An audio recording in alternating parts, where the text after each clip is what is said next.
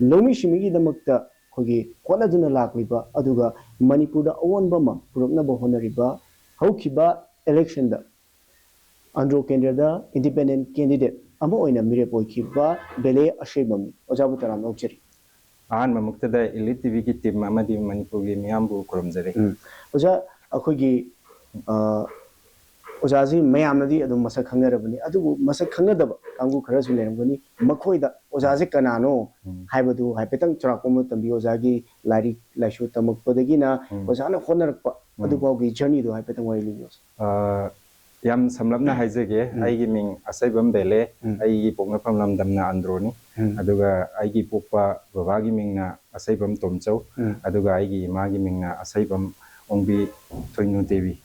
ꯑꯗꯨꯅ ꯑꯩꯒꯤ ꯌꯥꯝ ꯁꯝꯂꯞꯅ ꯑꯩ ꯀ꯭ꯂꯥꯁ 10 ꯐꯥꯎꯗꯤ ꯖꯋꯍꯔ ꯅꯕꯣꯗꯤꯌꯥ ꯕꯤꯗ꯭ꯌꯥꯂꯌ ꯈꯨꯝꯕꯣꯡꯗ ꯇꯝꯖꯔꯛꯏ ꯑꯗꯨꯒ ꯑꯗꯨ ꯂꯣꯏꯔꯕ ꯃꯇꯨꯡꯗ ꯀꯦꯕꯤ ꯂꯥꯡꯖꯤꯡꯗ 11 12 ꯇꯝꯖꯔꯝꯃꯒ ꯑꯩ ꯀꯩꯅꯣꯗꯣ ꯑꯩꯒꯤ ꯍꯛꯆꯥꯡꯒꯤ ꯐꯤꯕꯝ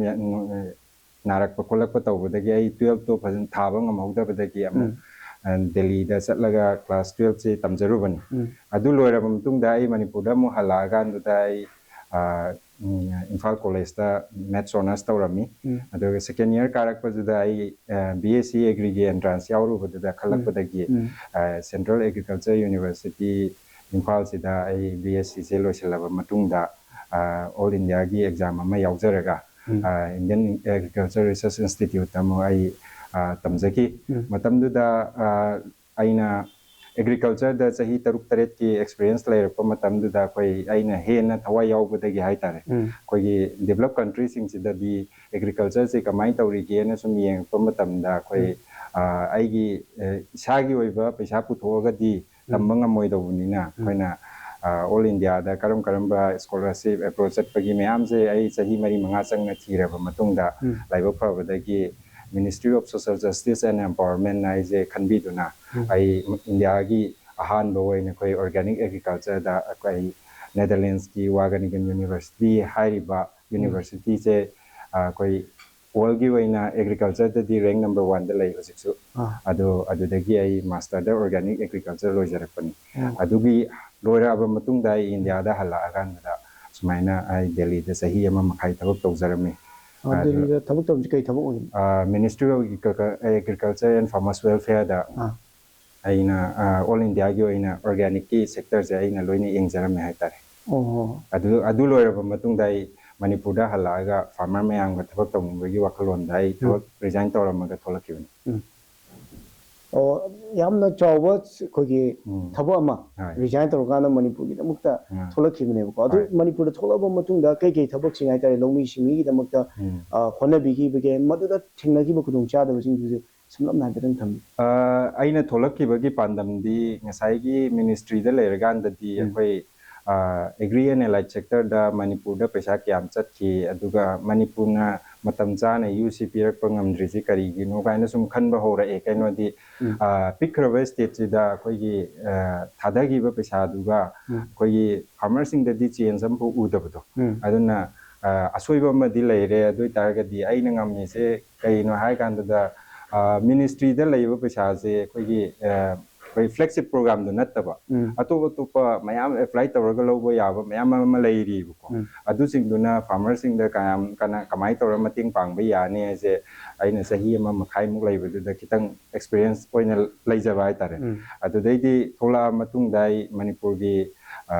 लेंगा ओसंग हाइतारे कोगी एग्रीकल्चर का मरी लेनबा हॉर्टिकल्चर बु ओरो फिशरी बु ओरो अदुगा वेटरनरी बु ओरो को मयाम सिदा चंगा चंगा कोई फार्मर सिंगी सुमाइना तौसी खोचे हाइबा सिंगसे होई होई दी हायरगा थबक्तदी ओंथोकपा अमबो ngमक्तबा हाइता अदुदैदि अदुगी खुदोंग चादबा अमदी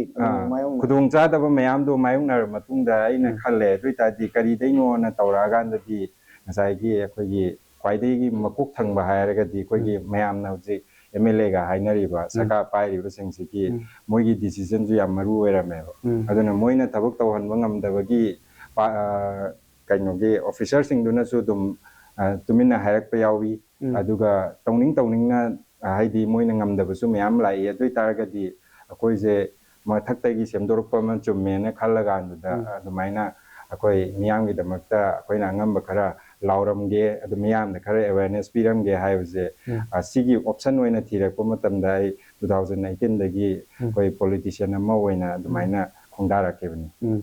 ꯑꯣꯖꯥ ꯑꯩꯈꯣꯏꯒꯤ ꯑꯣꯖꯥꯅ ꯇꯧꯒꯦ ꯈꯟꯕ ꯂꯧꯃꯤ ꯁꯤꯟꯃꯤꯒꯤꯗꯃꯛꯇ ꯑꯗꯨꯕꯨ ꯇꯧꯕ ꯉꯝꯃꯛꯇꯕ ꯀꯌꯥꯁꯤꯅ ꯃꯔꯝ ꯀꯥꯟꯗ ꯑꯦꯂꯦꯛꯁꯟꯗ ꯍꯥꯏꯕ ꯇꯥꯔꯦ ꯃꯤꯍꯨꯠ ꯑꯃ ꯑꯣꯏꯔꯒꯗꯤ ꯈꯔ ꯉꯝꯒꯗ꯭ꯔꯥꯅ ꯑꯗꯨꯃꯥꯏꯅ ꯍꯣꯠꯅꯈꯤꯕꯅꯤ ꯍꯥꯏꯔꯤ ꯑꯗꯨꯗ ꯑꯦꯂꯦꯛꯁꯟꯁꯤ ꯑꯣꯖꯥꯅ ꯈꯜꯂꯤꯕ ꯋꯥꯈꯜ ꯍꯥꯏꯇꯥꯔꯦ ꯑꯦꯂꯦꯛꯁꯟ ꯑꯃ ꯇꯧꯕꯗꯤ ꯁꯤ ꯐꯥꯎꯕꯗꯤ ꯉꯝꯒꯅꯤ ꯍꯥꯏꯕꯒꯤ ꯑꯁꯥ ꯑꯃ ꯂꯩꯕꯗꯨ ꯑꯦꯂꯦꯛꯁꯟ ꯃꯃꯥꯡꯗ ꯊꯦꯡꯅꯈ꯭ꯔꯦ ꯑꯗꯨꯒꯤ ꯑꯦꯛꯁꯄꯤꯔꯤꯌꯦꯟꯁꯁꯦ ꯀꯃꯥꯏꯅ ꯇꯧꯕꯤ election thing na ba ojana khalam ba election thing na raga di hai ba khalam duga thing na khanda onam kai tare adu experience ba petang tam dino sigi se khoi hojik manipur gi miyam na ko hai taraga di khoi election se aina sum hangat ne yeng ba matam da khoi manipur se adum india dai ju ning tam ba phang ba hali ko tawada bu khoi na aina sum chawrak na 1972 state wood phang ra ba matung da gi election gi mai gi nom se yung hong da ba ko khoi na ke constituency humpu lei hai taraga ju adu da gi magi constituency tu dagi thagale iba miyoi sing do hayeng kendra dukak natana manipur ji represent tawrakani haibase kendra dugi miyam na khanba khitang wat para na khalle kari no di for example ai gi andro kendra ni ai gi andro kendra dai thagat ki ba miyot to manipur represent tawdoi ni haibase akoi andro kendra gi miyam na khangbam change aduna kendra dudagi matik chabase kamaina khangani haibase akoi manipur gi miyam da hojik pau laitri ba laitabani na akoi na thengnari ba aina election tholakpa matamda mayamna angau ba ado mayamna dum aiju akoi haidi blame mayam am tawbi ba haibadi proof ti leiba nataba aduga koina onjinnaraga khatnaraga di aigonda su ijata ga tawba ko haibadi mayamna paisa piraga thadokpani haibagumba sigumba mayamse ano ba tholakpa candidate ta yam thengnai ba haibadi akoi matamda koina thengnaga ido akoi gi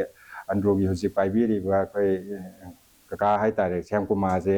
minister oiri bane ba aduna minister oiri amada akoina thengnani gaina tholakpa duda mayamna angau oina su ui aduga haibadi moina pesa piraga thadokpani gaina mangi phai dagi naknare gaina khanjaba level leidana ko mayam duna dumaina tawrakiba akoina di tholai ibadudi ngasai hairiba asoiba mayam ko adudu miyam da awareness pi bane ba aina akoi gi adugumba thokningba mayam jing du koi gi hojiki manipur gi chatnari ba masal power gun power sing se si mayam sing jina thoknga ju thokpa ngamdaba mayam du da koina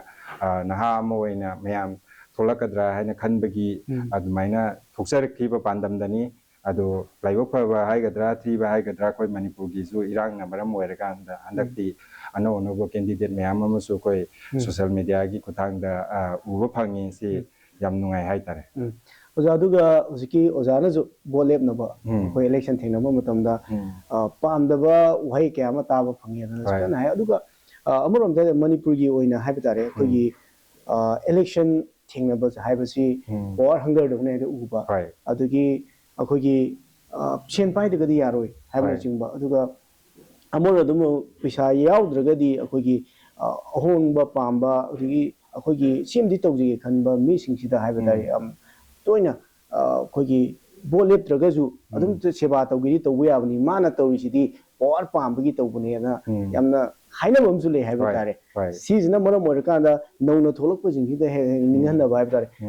koi adaina lana sandokui mota miyamjina emaju bolep janu mi miyam gi tawja ribani faragadi dum kaza jani habi wakhalon ji leitabi monda narrative ama hai tare koi gi yam lana sandokpa kanglup khragi oina bosi lep nabagi damukta leibudona sandokpa amsu le ojana ju toina sigi awabji thingnarongani kali aduda miyam da ojana hainingba pakhumji kamaina habiningi si matang adune akoina ngasai huji haija ojana ju pali huji yang jina mo khanda ana wo mayam ju lepak na gi si afaba bhungtang ne hari masida ju ojana thengnawi gi ba experience to mu thengnar ga di moi ju mu kai tare ningan na gi doini aduda ojagi oiba pakhumji kari habini adune ngakoina ngasai gi aina haijabdo manipur ji yam pikpa mi lising kunthra mukta la kunthra muktang leiba state ne ko aduda constituency am da maru aina koi tampak ke hairaga andadi mi lising kun manga da ina kunthra ga nipan bhogak tane balai je constituency amada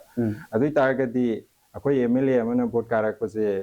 6,000ꯅ ꯀꯥꯔꯛꯄꯁꯨ ꯌꯥꯎꯏ 7ꯅ ꯀꯥꯔꯛꯄꯁꯨ ꯌꯥꯎꯏ ꯑꯗꯨꯅ ꯉꯁꯥꯏꯒꯤ 6,000ꯅ 7ꯅ ꯀꯥꯔꯛꯄ ꯌꯥꯕꯅꯤꯅ ꯑꯩꯈꯣꯏꯒꯤ MLA ꯁꯤꯡꯗꯨꯒꯤ ꯃꯣꯏꯅ ꯋꯥꯟꯁ ꯑꯃꯨꯛꯇꯪꯕꯨ ꯀꯥꯒꯤ ꯇꯥꯔꯗꯤ ꯃꯣꯏꯒꯤ ꯐꯤꯀꯥꯎꯗ ꯃꯥꯒꯤ ꯍꯥꯏꯔꯤꯕ 6,000 ꯑꯃ 7 ꯑꯃꯁꯦ ꯐꯪꯅꯕ ꯍꯣꯠꯅꯕꯗ ꯃꯣꯏꯅ ꯑꯔꯥꯟꯕ ꯄꯥꯝꯕꯩ ꯀꯌꯥ ꯑꯃ ꯁꯤꯖꯤꯟꯅꯕꯒꯤ ꯈꯨꯗꯝꯁꯦ ꯑꯩꯈꯣꯏꯅ ꯑꯗꯨꯝ ꯂꯣꯏꯅ ꯂꯩꯅꯔꯕ ꯉꯥꯛꯇꯅꯦꯕ ꯉꯁꯥꯏ ꯍꯥꯏꯔꯤꯕ ꯄꯣꯠꯁꯤꯡꯁꯤꯅ ꯉꯁꯥꯏ ꯑꯩꯒꯨꯝꯕ ꯑꯃ ꯊꯣꯛꯂꯛꯄ ꯃꯇꯝꯗ ꯑꯩꯁꯦ ꯐꯠꯇꯅꯕ ꯍꯣꯠꯅꯕ ꯃꯇꯝꯗ ꯑꯗꯨ ꯃꯤꯡꯆꯠ ꯊꯤꯅꯕ ꯍꯣꯠꯅꯕ ꯃꯇꯝꯗ ꯃꯣꯏ ꯎꯄꯥꯏ ꯃꯌꯥꯝ ꯑꯃ ꯁꯤꯖꯤꯟꯅꯔꯛꯀꯅꯦꯕ ꯍꯥꯏꯕꯗꯤ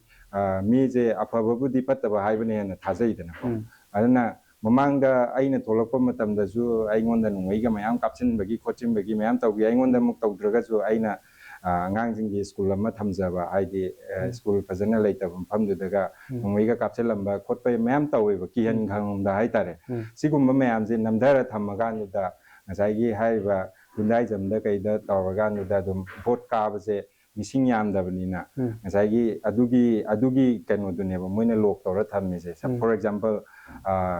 ꯑꯩꯅ MLA ꯑꯃ ꯑꯣꯏꯇꯥꯔꯗꯤ ꯃꯉꯣꯟꯗ ꯄꯩꯁꯥ ꯊꯕꯛ ꯍꯥꯞꯄꯤꯅꯦꯅ ꯅꯝꯃꯒ ꯊꯝꯕ ꯃꯤꯁꯤꯡꯁꯦ ꯑꯗꯨꯛꯀꯤ ꯃꯇꯤꯛꯅꯦꯕ ꯑꯗꯨ ꯑꯣꯏꯇꯥꯔꯒꯗꯤ ꯑꯗꯨꯒꯤ ꯃꯤꯁꯤꯡꯗꯣ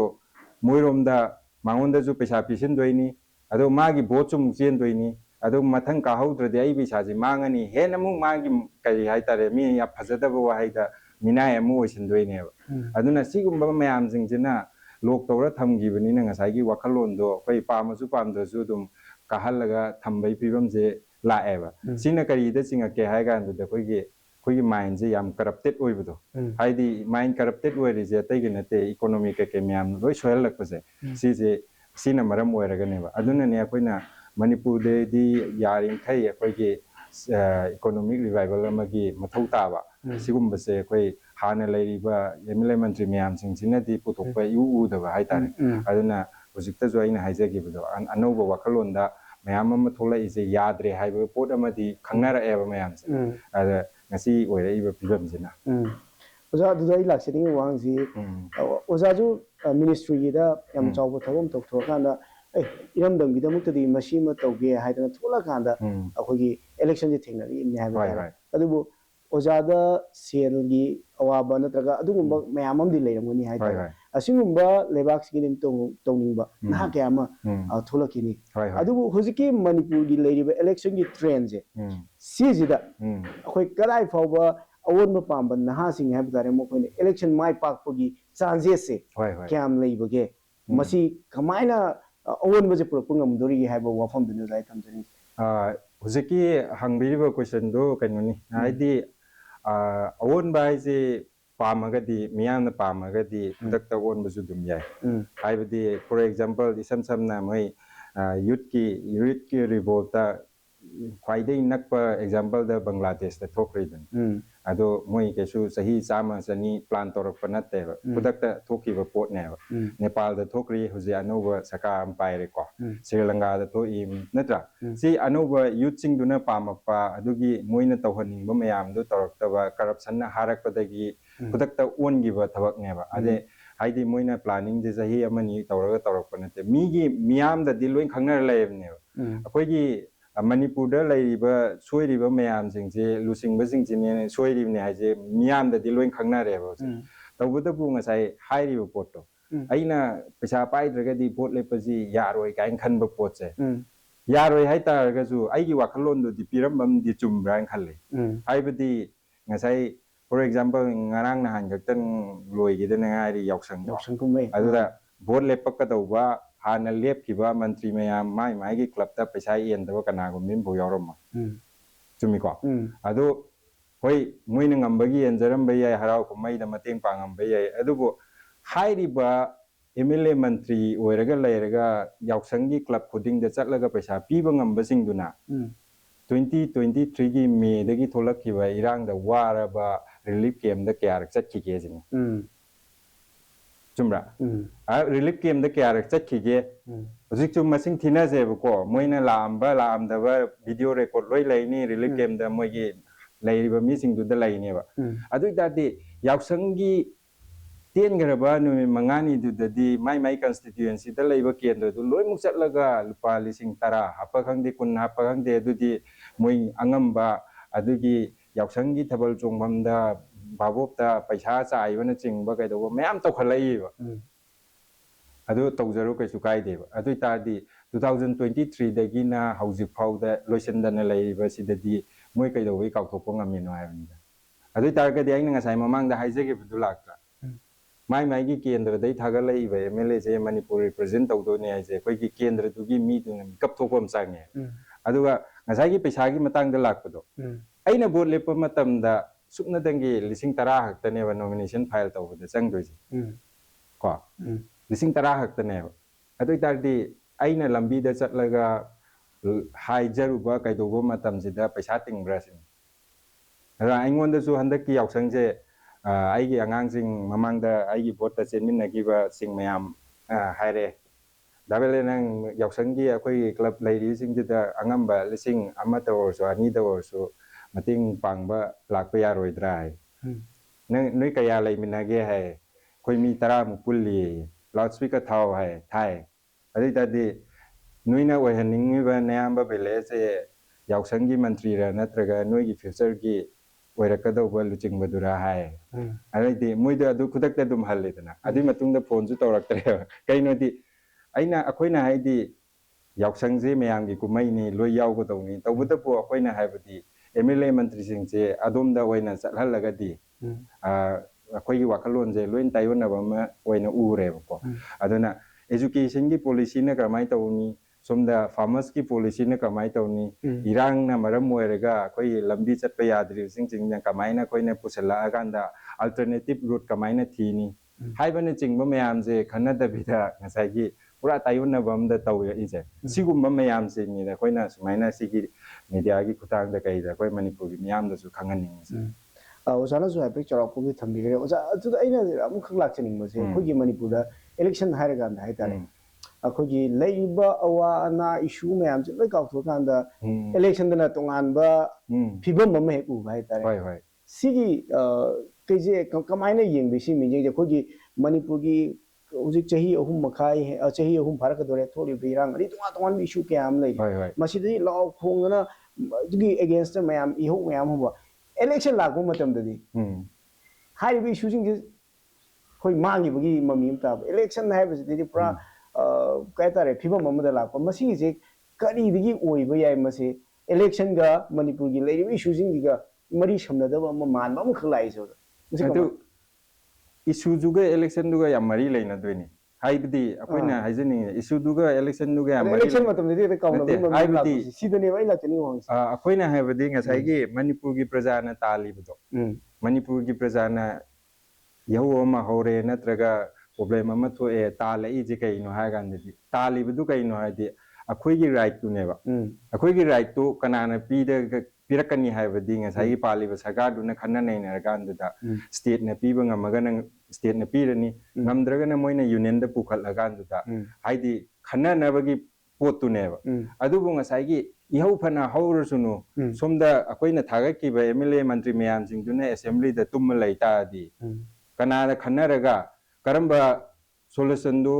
purakado bu kanghu sing du na khanna da bi da tum lai thoga di kanana khanna du no haibani da adu targa di ngasai gi praja sing na ihau phana haugera hauroira ko akhoi gi lusingadau ba kanghu sing du di akhoi gi political power ama na losilakani ba adu political power du ne ba akoina miyam na masakhang je haije aduna akoina pami ba huzik mayam na Manipur gi miyam na kanna ta na re ST gi demand ko praja ji da mi lising sizu no lak sizu no ba adubu hayeng kanana puro kani ha kan di assembly da khanna matung da moina recommendation kai mayam du thabi ra kan da pirak ta ba iduna amani dana adumaina ngasi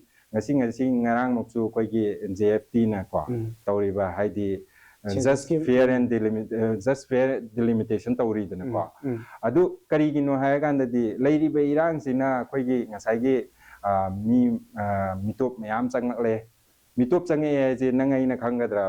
saka pairi ba moina khangde kai sai kya haugre natra mising mayam hengal e sing ngarang khakte henjalak pati natte 2023 da lan thokla ganda Burma de mayam changa ga tawk pati natte hana dagi sai kya dai changa ga leibne ba adu gumba du policy amana ngak to natro ꯑꯩꯅ ꯆꯠꯂꯒ ꯊꯥꯡ ꯄꯥꯏꯔ ꯉꯥꯛꯎꯕ ꯌꯥꯔꯣꯏ ꯄꯣꯂꯤꯁꯤꯅ ꯉꯥꯛꯀꯗꯧꯅꯦꯕ ꯃꯤ ꯑꯃ foreign ꯏꯃꯤꯒ꯭ꯔꯦꯟꯁ ꯑꯃ ꯆꯪꯉꯛꯑꯦ ꯍꯥꯏꯕꯁꯦ ꯅꯣꯡꯃꯩꯅ ꯀꯥꯞꯄꯒ ꯇꯥꯟꯕ ꯌꯥꯔꯣꯏꯕ ꯄꯣꯂꯤꯁꯤꯅ ꯇꯥꯟꯒꯗꯧꯅꯦ ꯄꯣꯂꯤꯁꯤꯗꯨ ꯀꯃꯥꯏꯅ ꯁꯦꯝꯒꯅꯤ ꯑꯗꯨꯗꯤ ꯉꯁꯥꯏꯒꯤ ꯍꯥꯏꯔꯤꯕ ꯂꯩꯉꯥꯛ ꯄꯥꯏꯔꯤꯕ ꯃꯌꯥꯝꯁꯤꯡꯗꯨꯅ ꯇꯧꯔꯛꯀꯗꯧꯅꯦꯕ ꯑꯗꯨꯅ ꯃꯅꯤꯄꯨꯔꯗ ꯑꯩꯈꯣꯏꯒꯤ ꯏꯁꯨꯁꯤ ꯌꯥꯝꯃꯟꯈꯤꯕꯅꯤꯅ ꯑꯩꯈꯣꯏꯒꯤ ꯀꯩꯅꯣꯁꯤ ꯄꯥꯟꯗꯝꯗꯨꯁꯨ ꯉꯥꯏꯍꯥꯛ ꯉꯥꯏꯍꯥꯛꯀꯤ ꯅꯤꯡꯁꯤꯡꯉꯛꯑꯀꯥꯟꯗ ꯐꯠ ꯇꯧꯔꯛꯀꯅꯦꯕ ꯑꯣꯔꯒꯅꯥꯏꯖꯦꯁꯟꯁꯨ ꯌꯥꯝꯕꯅꯤꯅ ꯃꯥꯏ ꯄꯥꯟꯗꯝꯗꯨ ꯇꯣꯉꯥꯟꯗꯕꯅꯤꯅꯀꯣ ꯍꯥꯏꯗꯤ ꯃꯣꯏꯒꯤ ꯇꯥꯟꯐꯝꯗꯨ ꯑꯩꯈꯣꯏꯅ ꯐꯣꯔ ꯑꯦꯛꯖꯥꯝꯄꯜ ꯑꯩꯈꯣꯏꯅ ꯄꯥꯟꯗꯝꯗꯨ ꯇꯥꯜꯂꯤꯕꯗꯨ ꯀꯅꯥꯗꯅꯣ ꯈꯪꯖꯗꯕ ꯃꯇꯥꯡꯁꯨ ꯌꯥꯎꯔꯛꯑꯦꯕ ꯍꯥꯏꯗꯤ ꯉꯥꯏꯍꯥꯛ ꯂꯩꯔꯒ ꯂꯝꯕꯤ ꯗꯣꯛ ꯊꯤꯡꯖꯤꯜꯂꯒ ꯑꯩꯈꯣই ꯀꯩꯅꯣ ꯂꯝꯕꯤ ꯁꯦꯝꯕꯤꯗ꯭ꯔꯤꯐꯥꯎ ꯑꯩꯈꯣꯏ ꯕꯟ ꯇꯧꯒꯅꯤ ꯀ ꯍꯥꯏꯁꯦ ꯃꯣꯏꯒꯤ ꯗꯤꯃꯥꯟꯗꯨ ꯀꯅꯥꯗꯅꯣ indirectly or directly ꯁꯔꯀꯥꯔꯗ ꯂꯣꯏ ꯂꯥꯛꯇ꯭ꯔꯥ ꯑꯗꯨ ꯑꯣꯏꯇꯥꯔꯒꯗꯤ ꯃꯣꯏꯅ ꯉꯁꯥꯏꯒꯤ ꯍꯥꯏꯔꯤꯕ ꯂꯨꯆꯤꯡꯕꯁꯤꯡꯁꯤꯗ ꯌꯥꯝꯅ ꯗꯔꯀꯥꯔ ꯂꯩꯔꯛꯄꯗ ꯃꯣꯏꯅ प्रजाꯒꯤ ꯈꯜꯂꯛꯑꯀꯥꯟꯗꯨꯗ ꯃꯅꯤꯄꯨꯔꯗ ꯂꯩꯔꯤꯕ ꯏꯁꯨꯁꯦ ꯑꯗꯨꯛꯀꯤ ꯃꯇꯤꯛ ꯌꯥꯝꯃꯦ ꯑꯗꯨꯅ ꯄ꯭ꯔꯥꯏꯌꯣꯔꯤꯇꯥꯏꯁ ꯇꯧꯕ ꯑꯃ ꯆꯪꯉꯦꯕ ꯈ꯭ꯋꯥꯏꯗꯒꯤ ꯃꯔꯨ ꯑꯣꯏꯔꯤꯕ ꯄ꯭ꯔꯣꯕ꯭ꯂꯦꯝꯁꯦ ꯀꯔꯤꯅꯣ ꯍꯥꯏꯕꯗꯣ ꯑꯗꯨ ꯃꯌꯥꯝꯁꯤꯡꯗꯣ ꯈꯟꯗꯣꯛꯑ ꯃꯇꯨꯡꯗ ꯑꯩꯈꯣꯏꯒꯤ ꯂꯩꯉꯥꯛ ꯄꯥꯏꯔꯤꯕꯁꯤꯡꯁꯤꯅ ꯀꯃꯥꯏꯅ ꯁꯣꯜꯕ ꯇꯧꯕ ꯌꯥꯒꯦ ꯍꯥꯏꯗꯨꯗꯤ ꯄꯣꯂꯤꯁꯤꯅ ꯇꯧꯒꯗꯧꯅꯦꯕ ꯄꯣꯂꯤꯁꯤ ꯌꯥꯎꯗꯅꯗꯤ ꯑꯩꯈꯣꯏ ꯃꯅꯤꯄꯨꯔꯗ paramilitary force ꯑꯣꯏꯒꯦꯔꯥ ꯏꯟꯗꯤꯌꯥꯒꯤ ꯑꯥꯔꯃꯤ ꯈꯪꯗꯦ ꯃꯌꯥꯝ 70,000 80,000 ꯍꯦꯟꯅ ꯂꯥꯛꯈ꯭ꯔꯀꯥꯟꯗꯨꯗ ꯍꯧꯖꯤꯛ ꯐꯥꯎꯗ ꯄꯤꯁ ꯄꯨꯔꯛꯄ ꯉꯝꯗ꯭ꯔꯤꯁꯤ ꯀꯩꯒꯤꯅꯣ ꯄꯣꯂꯤꯁꯤ ꯌꯥꯎꯗꯕꯩꯅꯦꯕ ꯍꯥꯏꯗꯤ ꯄꯣꯂꯤꯁꯤꯗꯨ ꯌꯥꯎꯔꯗꯤ ꯃꯣꯏ ꯆꯪꯉꯛꯄꯩ ꯃꯊꯧꯁꯨ ꯇꯥꯗꯦꯕ ꯅꯠꯇ꯭ꯔꯣ ꯍꯥꯏꯗꯤ ꯑꯗꯨꯃꯥꯏꯅ ꯑꯩꯅ ꯁꯤꯗ ꯌꯥꯝꯅ ꯀꯩꯅꯣ ꯇꯧꯕꯒꯤꯗꯤ ꯅꯠꯇꯦ ꯑꯩꯅ ꯂꯩꯖꯔꯨꯕ ꯅꯦꯗꯔꯂꯦꯟड्ꯁꯇ ꯖꯦꯜ ꯂꯩꯇꯦ ꯍꯥꯏꯁꯦ ꯖꯦꯜ ꯂꯩꯇ ꯇꯥꯔꯒꯁꯨ ꯃꯤꯒꯤꯗꯤ ꯖꯦꯜ ꯂꯩꯇꯕ ꯃꯐꯝ ꯍꯥꯏꯁꯦ ꯃꯣꯏꯒꯤ ꯀ꯭ꯔꯥꯏꯝ ꯇꯧꯔꯨꯕ ꯀꯩꯗꯧꯔꯨꯕ ꯃꯌꯥꯝꯁꯤꯡꯁꯦ ꯀꯥꯏꯗ ꯊꯝꯅꯤ ꯑꯗꯣ ꯀ꯭ꯔꯥꯏꯝꯗꯨ ꯊꯣꯛꯂꯛꯇ꯭ꯔꯤꯉꯩꯗ ꯄꯣꯂꯤꯁꯤꯗꯨꯅ ꯂꯣꯏ ꯉꯥꯛꯈꯤꯕꯩꯅꯦ ꯍꯥꯏꯕꯅꯤꯗ ꯆꯨꯝꯗ꯭ꯔꯣ ꯑꯗꯨꯅ ꯄꯣꯂꯤꯁꯤꯗꯨ ꯐꯖꯅ ꯂꯩ ꯇꯥꯔꯒꯗꯤ ꯑꯁꯤ ꯂꯣꯏ ꯉꯥꯛꯂꯛꯀꯅꯤ ꯑꯗꯨꯅ ꯂꯩꯉꯥꯛꯂꯣꯟ ꯑꯃꯗ ꯑꯩꯈꯣꯏꯅ ꯗꯔꯀꯥꯔ ꯇꯥꯔꯤꯁꯤ ꯄꯣꯂꯤꯁꯤꯗꯨꯅꯦꯕ ꯑꯗꯨꯅ ꯉꯁꯥꯏꯒꯤ election matamda loin kauthokhi haibdo kauthokna basin baine haibnita kauthokna basin baje aina haide mi masing yamde kanglup yami aduna divide and rule policy british na takpirambado akoina khangjadraga judum apply tawriba communal the base tawraga politics tawri nagana nagagi kuki na kuki gi pangan na pangangi maitai na maitai gi sigi phibamda adum policy id election je tawlai ta gadi akoi sahi chani hena maning chalakkineba ado sida lakchaningi global gi oina yengma matamda tha laibakta mi kamai leiji ke natra cryptocurrency gi matamni ado ai gi chukneba sida akoina politics ta communalism da haibadi maitai pangan ko naga kuki sumain tawlai targadi akoi yam thina chawkhatpada sondara neba adana policy ji kaino education gi policy hai taragadi akoina mayam legre mathang mathang ko adu health ki policy na kari no haibji manipur gi praja miyam je kaimta kyan tadre di lengak lonsing duna ju phajana haibidre akoina ju phajana thijaludramnina magi leibam thokwa panglai da leibagi mong da tawreba manipur se ozai sida lakchining masi husiki policy ma leib issue sing chi de makta assembly da policy sema kanda akhoi maduduna loinamak solve tawdamne haiba wafam bido jan thambi masi sida akhoi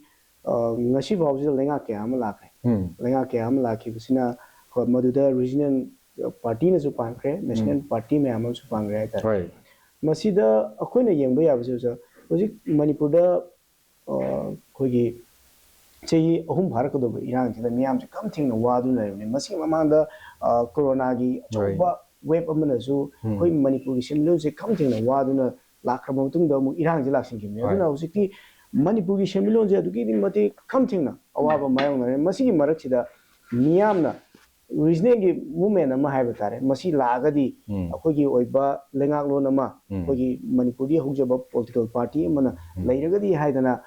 khanarak pagi adum nainaba adum hogre haiba tare sigi talak sida ojaje politics yaropo matamda MPP da yaropani aduga independent lepe adu makha tana su MPP da lerakpani adu hantaksi hantak khakta haiba tare Delhi amadi Delhi da hana kaino oramba adu goji Punjab ta sulenga pairiba Aam Aadmi party da yawbugi amle masi regional dagi amuk Aam Aadmi party da lakibasi achumba khongthang ama oigadra ko regional movement haiba tare madida stick ꯇꯧꯔꯒ ꯂꯩꯇ꯭ꯔꯤꯕꯁꯤꯒꯤ ꯃꯇꯥꯡꯁꯦ ꯀꯃꯥꯏꯅ ꯊꯝꯅꯤꯡꯉꯦ ꯁꯤꯒꯤ ꯃꯇꯥꯡꯗ ꯑꯩ ꯌꯥꯝ ꯁꯥꯡꯗꯤ ꯁꯥꯡꯅꯤ ꯑꯗꯣ ꯑꯩ ꯌꯥꯝ ꯇꯦꯟꯂꯞꯅ ꯍꯥꯏꯖꯒꯦꯀꯣ ꯍꯧꯖꯤꯛꯀꯤ ꯑꯦꯡꯀꯔꯅ ꯍꯪꯕꯤꯕꯗꯁꯨ ꯑꯩꯈꯣꯏꯒꯤ ꯀꯩꯅꯣꯁꯦ ꯍꯥꯏꯗꯤ ꯃꯅꯤꯄꯨꯔꯁꯦ ꯈꯝ ꯊꯦꯡꯅ ꯋꯥꯔꯦ ꯍꯥꯏꯕꯗꯣ ꯑꯩꯗꯤ ꯌꯥꯅꯤꯡꯗꯦ ꯀꯩꯒꯤꯅꯣꯗꯤ ꯃꯅꯤꯄꯨꯔꯗ ꯃꯇꯝ ꯑꯃꯗ ꯑꯩꯈꯣꯏ ꯅꯨꯃꯤꯠ 140 ꯍꯦꯟꯅ ꯕ꯭ꯂꯣꯀꯦꯠ ꯇꯧꯈꯤ ꯑꯩꯈꯣꯏ ꯋꯥꯗꯦꯀꯣ ꯑꯗꯨꯒꯤ ꯍꯧꯖꯤꯛꯀꯤ ꯆꯍꯤ 2 ꯃꯈꯥꯏ 3 ꯁꯨꯔꯦ ꯑꯩꯈꯣꯏ ꯃꯅꯤꯄꯨꯔꯗ ꯀꯩꯅꯣ ꯇꯧꯔꯤꯁꯦ ꯍꯥꯏꯗꯤ ꯂꯥꯟ ꯇꯧꯕꯗꯒꯤ ꯑꯩꯈꯣꯏ ꯋꯥꯅꯔꯤꯁꯦ ꯀꯣꯔꯣꯅꯥꯒꯤ ꯍꯦꯛ ꯃꯊꯪꯗ ꯍꯥꯏꯇꯥꯔꯦꯀꯣ ꯑꯋꯥꯕ ꯃꯈꯟ ꯊꯦꯡꯅꯔꯦꯕ ꯑꯗꯨ ꯃꯅꯤꯄꯨꯔꯒꯤ ꯄ꯭ꯔꯖꯥꯁꯤ ꯋꯥꯕ ꯌꯧꯗ꯭ꯔꯤꯕꯩꯅꯦꯕ ꯑꯩꯈꯣꯏꯅ ꯉꯥꯏꯍꯥꯛꯇ ꯁꯠ ꯀꯥꯎꯔꯤꯁꯦ ꯑꯗꯨꯅ ꯍꯥꯏꯕꯗꯤ ꯋꯥꯕ ꯌꯧꯗ꯭ꯔꯤ ꯍꯥꯏ ꯀꯥꯟꯗꯗꯤ ꯑꯦꯛꯖꯥꯝꯄꯜ ꯑꯃ ꯑꯣꯏꯅ ꯄꯤꯒꯦꯕ ꯍꯧꯖꯤꯛ ꯃꯅꯤꯄꯨꯔꯗ ꯑꯇꯥꯡꯕ ꯔꯦꯁꯇꯨꯔꯦꯟ ꯃꯌꯥꯝ ꯍꯥꯡꯅꯕꯅꯤꯀꯣ ꯁꯤꯗ ꯇꯨꯅꯥ ꯆꯥꯈꯠꯂꯛꯏꯅꯤ ꯍꯦꯛꯇ ꯋꯥꯕ ꯂꯣꯏꯔꯦ ꯍꯥꯏꯔ ꯀꯥꯟꯁꯤꯗ ꯇꯨꯅꯥ ꯆꯥꯈꯠꯂꯛꯏꯅꯤ ꯀꯣ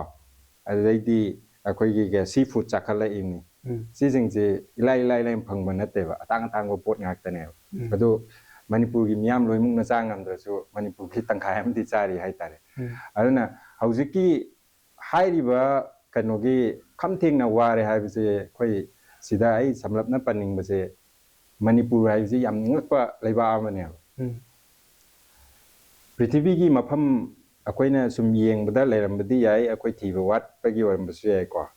ꯅꯤꯡꯇꯝꯕ ꯑꯅꯤꯔꯛ ꯐꯪꯕ ꯂꯩꯕꯥꯛꯁꯦ ꯊꯤꯕ ꯋꯥꯒꯅꯦꯕ ꯑꯩꯈꯣꯏ ꯃꯅꯤꯄꯨꯔꯁꯦ ꯅꯤꯡꯇꯝꯕ ꯑꯅꯤꯔꯛ ꯐꯪꯉꯕꯅꯦ ꯍꯥꯏꯗꯤ 1826ꯗ ꯆꯍꯤ 8 ꯈꯨꯟꯇꯥꯛꯄꯒꯤ ꯃꯇꯨꯡꯗ ꯑꯩꯈꯣꯏ ꯑꯋꯥꯗꯒꯤ ꯑꯩꯈꯣꯏ ꯅꯤꯡꯇꯝꯃꯦ ꯍꯔꯥꯎꯔꯦ ꯅꯨꯡꯉꯥꯏꯔꯦ ꯑꯩꯈꯣꯏ ꯏꯁꯥ ꯏꯇꯣꯝꯗ ꯍꯤꯡꯕ ꯉꯝꯃꯅꯤ ꯍꯥꯏꯖꯔꯤꯅꯦꯕ ꯑꯗꯨꯏ ꯃꯇꯨꯡꯗ ꯑꯃꯨꯛ ꯕ꯭ꯔꯤꯇꯤꯁꯅ ꯀꯨꯏꯅ ꯑꯃꯨꯛ ꯍꯥꯏꯗꯤ ꯕ꯭ꯔꯤꯇꯤꯁꯀꯤ ꯃꯈꯥꯗ ꯂꯩꯔꯀꯥꯟꯗꯨꯗ ꯑꯩꯈꯣꯏꯒꯤ ꯏꯟꯗꯤꯌꯥꯒꯤ ꯀꯩꯅꯣꯗ ꯅꯤꯡꯇꯝꯕ ꯐꯪꯕꯗꯒꯤ ꯅꯣꯡꯃ ꯍꯥꯜꯂꯒ ꯑꯩꯈꯣꯏꯁꯦ ꯑꯃꯨꯛ ꯅꯤꯡꯇꯝꯕ ꯐꯪꯉꯤꯅꯦꯕꯀꯣ ꯑꯗꯣ 1947 14 ꯑꯥꯒꯁꯇ ꯑꯗꯨ ꯑꯣꯏꯇꯥꯔꯒꯗꯤ ꯅꯤꯡꯇꯝꯕ ꯑꯅꯤꯔꯛ ꯐꯪꯂꯦꯕ ꯅꯤꯡꯇꯝꯕ ꯑꯅꯤꯔꯛ ꯐꯪꯉꯕ ꯂꯩꯕꯥꯛ ꯑꯃꯅ ꯑꯁꯨꯛ ꯌꯥꯝꯅ ꯋꯥꯔꯒ ꯂꯩꯐꯝ ꯊꯣꯛꯄ꯭ꯔꯥ ꯍꯥꯏꯕꯅꯤ ꯑꯗꯨ ꯑꯣꯏꯇꯥꯔꯒꯗꯤ ꯑꯩꯈꯣꯏꯅ ꯉꯁꯥꯏ ꯋꯥꯔꯦ ꯍꯥꯏꯔꯤꯕ ꯄꯣꯠꯇꯨꯒ ꯑꯩꯈꯣꯏ ꯃꯅꯤꯄꯨꯔꯒꯤ ꯄ꯭ꯔꯖꯥꯁꯤꯡꯅ ꯂꯩꯔꯤꯕ ꯂꯥꯏꯐ ꯑꯣꯐ ꯁ꯭ꯇꯥꯏꯜꯁꯤꯒꯗꯤ ꯑꯋꯥꯕ ꯑꯃꯨꯛ ꯆꯤꯡꯗ꯭ꯔꯦꯕ ꯀꯩꯒꯤꯅꯣꯗꯤ ꯆꯥꯅꯤꯡꯕ ꯆꯥꯕ ꯉꯝꯃꯤ ꯊꯧꯅꯤꯡꯕ ꯒꯥꯔꯤ ꯊꯧꯕ ꯉꯝꯃꯤ ꯍꯦꯟꯗꯣꯛꯄ ꯉꯝꯖꯗꯕ ꯋꯥꯅꯦꯕ ꯍꯥꯏꯕꯗꯤ ꯂꯩꯕꯥꯛꯀꯤ ꯏꯔꯥꯡꯅ ꯆꯠꯊꯣꯛ ꯆꯠꯁꯤꯟ ꯉꯝꯖꯗꯕ ꯋꯥꯅꯦꯕ ꯃꯅꯤꯄꯨꯔꯅ ꯈ꯭ꯋꯥꯏꯗꯒꯤ ꯂꯛꯖꯔꯤꯒꯤ ꯒꯥꯔꯤ ꯊꯧꯕꯁꯨ ꯉꯝꯃꯤ ꯀꯣ ꯑꯇꯥꯡꯕ ꯆꯤꯟꯖꯥꯛ ꯆꯥꯕꯁꯨ ꯉꯝꯃꯤ ꯂꯣꯏ ꯉꯝꯃꯤꯕ ꯑꯗꯨꯒ ꯆꯍꯤ 3ꯁꯦ ꯃꯈꯥꯒꯤ ꯇ꯭ꯔꯥꯟꯁꯄꯣꯔꯠ ꯁꯨꯡꯌꯥꯎ ꯌꯥꯎꯗꯅ ꯑꯦꯔꯣꯄ꯭ꯂꯦꯟ ꯈꯛꯇ ꯄꯥꯏꯕ ꯉꯝꯃꯤꯕ ꯂꯩꯕꯥꯛꯅꯦ ꯍꯥꯏꯕꯅꯤꯗ ꯑꯗꯨ ꯑꯣꯏꯇꯥꯔꯒꯗꯤ ꯋꯥꯔꯦ ꯍꯥꯏꯁꯦ ꯀꯥꯏꯗ ꯍꯥꯏꯗꯣꯏꯅꯣ ꯑꯗꯨꯅ ꯋꯥꯕ ꯌꯧꯗ꯭री ꯃꯅꯤꯄꯨꯔꯅ ꯋꯥꯈꯜ ꯈꯟꯕ ꯌꯧꯈꯤꯔꯣꯏ ꯑꯗꯨꯒ ꯉꯁꯥꯏ ꯍꯥꯏꯔꯤꯕ ꯏꯂꯦꯛꯁꯟꯗ ꯑꯣꯖꯥ ꯃꯁꯤꯗ ꯂꯥꯛꯆꯝꯁꯦ ꯑꯩꯈꯣꯏ ꯃꯩꯇꯩꯁꯦ ꯋꯥꯕ ꯍꯦꯟꯃꯟꯗꯅ ꯍꯥꯏꯇꯥꯔꯦ ꯋꯥꯔꯒꯗꯤ ꯀꯞꯄꯩ ꯃꯣꯗ ꯅꯣꯛꯂꯛꯑꯦꯗꯣ ꯑꯗꯨꯒꯤ ꯇꯥꯏꯞꯇ ꯑꯈꯥꯡꯕ ꯀꯟꯕꯔꯣꯝꯗ ꯑꯣꯏꯅ ꯆꯠꯈ꯭ꯔꯕꯖꯥꯠꯂ ꯋꯥꯕꯩ ꯃꯍꯨꯠꯇ ꯑꯈꯥꯡꯕ ꯀꯟꯕ ꯑꯗꯨꯅꯅꯦ ꯑꯩ ꯍꯥꯏꯁꯦ ꯉꯁꯥꯏ ꯈꯥꯡꯕꯗꯤ ꯑꯗꯨꯛꯀꯤ ꯃꯇꯤꯛ ꯀꯜꯂꯦ ꯍꯥꯏꯁꯦ ꯉꯁꯥꯏ ꯃꯤꯒꯤ ꯃꯤꯁꯦ ꯋꯥꯔꯛꯑꯀꯥꯟꯗ ꯅꯣꯛꯄꯅꯤꯀꯣ ꯑꯗꯨꯒꯤ ꯑꯦꯛꯖꯥꯝꯄꯜ ꯑꯣꯏꯅ ꯍꯥꯏꯔꯀꯥꯟꯗꯗꯤ ꯑꯩꯈꯣꯏ ꯏꯟꯇꯔꯅꯦꯜꯂꯤ ꯗꯤꯁꯄ꯭ꯂꯦꯁ ꯄꯔꯁꯟꯁꯤꯡꯁꯦ ꯃꯣꯏꯁꯤꯡꯁꯤꯗꯤ ꯍꯧꯖꯤꯛ ꯃꯣꯏꯁꯨ ꯀꯔꯤꯝ ꯍꯥꯏꯕ ꯉꯝꯗ꯭ꯔꯁꯨ ꯃꯣꯏ ꯀꯞꯄꯗꯤ ꯅꯨꯃꯤꯠ ꯈꯨꯗꯤꯡꯒꯤ ꯀꯞꯄꯒꯗꯤ ꯂꯩꯇꯦꯗꯅ ꯑꯗꯣ ꯃꯣꯏꯒꯤ ꯈꯥꯡꯕ ꯉꯝꯕꯒꯤ ꯁꯛꯇꯤꯗꯨ ꯌꯦꯡꯉꯨ ꯉꯁꯤꯐꯥꯎꯗ ꯃꯣꯏ ꯔꯤꯚꯣꯜꯠ ꯇꯧꯗ꯭ꯔꯤ खरा हाइदी अदु पीबियो अदा पीबियो न मोय खरा धरना नुंगा तौजब नतना हाइदी हेक्ता मोय लिसिंग हुंबु जिना नोंगालगा अकोय मोयना ताइना निंगबा मफम अमदा ताइना रखपदा कना तिंगम दुरिगे लिसिंग हुंबु जि पुलप थौलओने हा अकोयगी पार्टनर दु पीद्रदी एना मोयना ताइना निंगबा पोट अमदा ताइना रखपदा दी कनाना थिंगम दोइनो अदुबु खांग बकल्ली पेशेंस लै अकोय मिते मसा हाइगद्रा मणिपुरी मसा मयाम सिंगजे अदुना इरांग से अकोई पामदबा मी अमनी मणिपुर से piece yam पामबा कांगु अमनेबा अदुना अदुगी खांग बकनबदुना ngasi fawda akoy ni ngasai haida ningtamba anirak phangaba fawda akoy maithhi tribni haibani da aduna hawjik se akoy sigi awaba mayam marak sida kariguma pot kharana khangkaw khangka kawba ngamme je moigi sik lusingi kanggu sine khange aduna ni akoy mayamna discussion tawboda ngarang nahan koigi Manipur gisu nupi la ahum khaida lupa lising tara pi ni gai lauthore je sije mayam discussion da mayam tawridana je hayeng vote maya da pirakani adugan da moi mindset to vote lom da chakadra leiba lom da chakadra haibadu di akoina haiba ngamde haidi masana khanjaga dawne haibani da adudi akoina hairo ju la ne ba mi gi wakan ne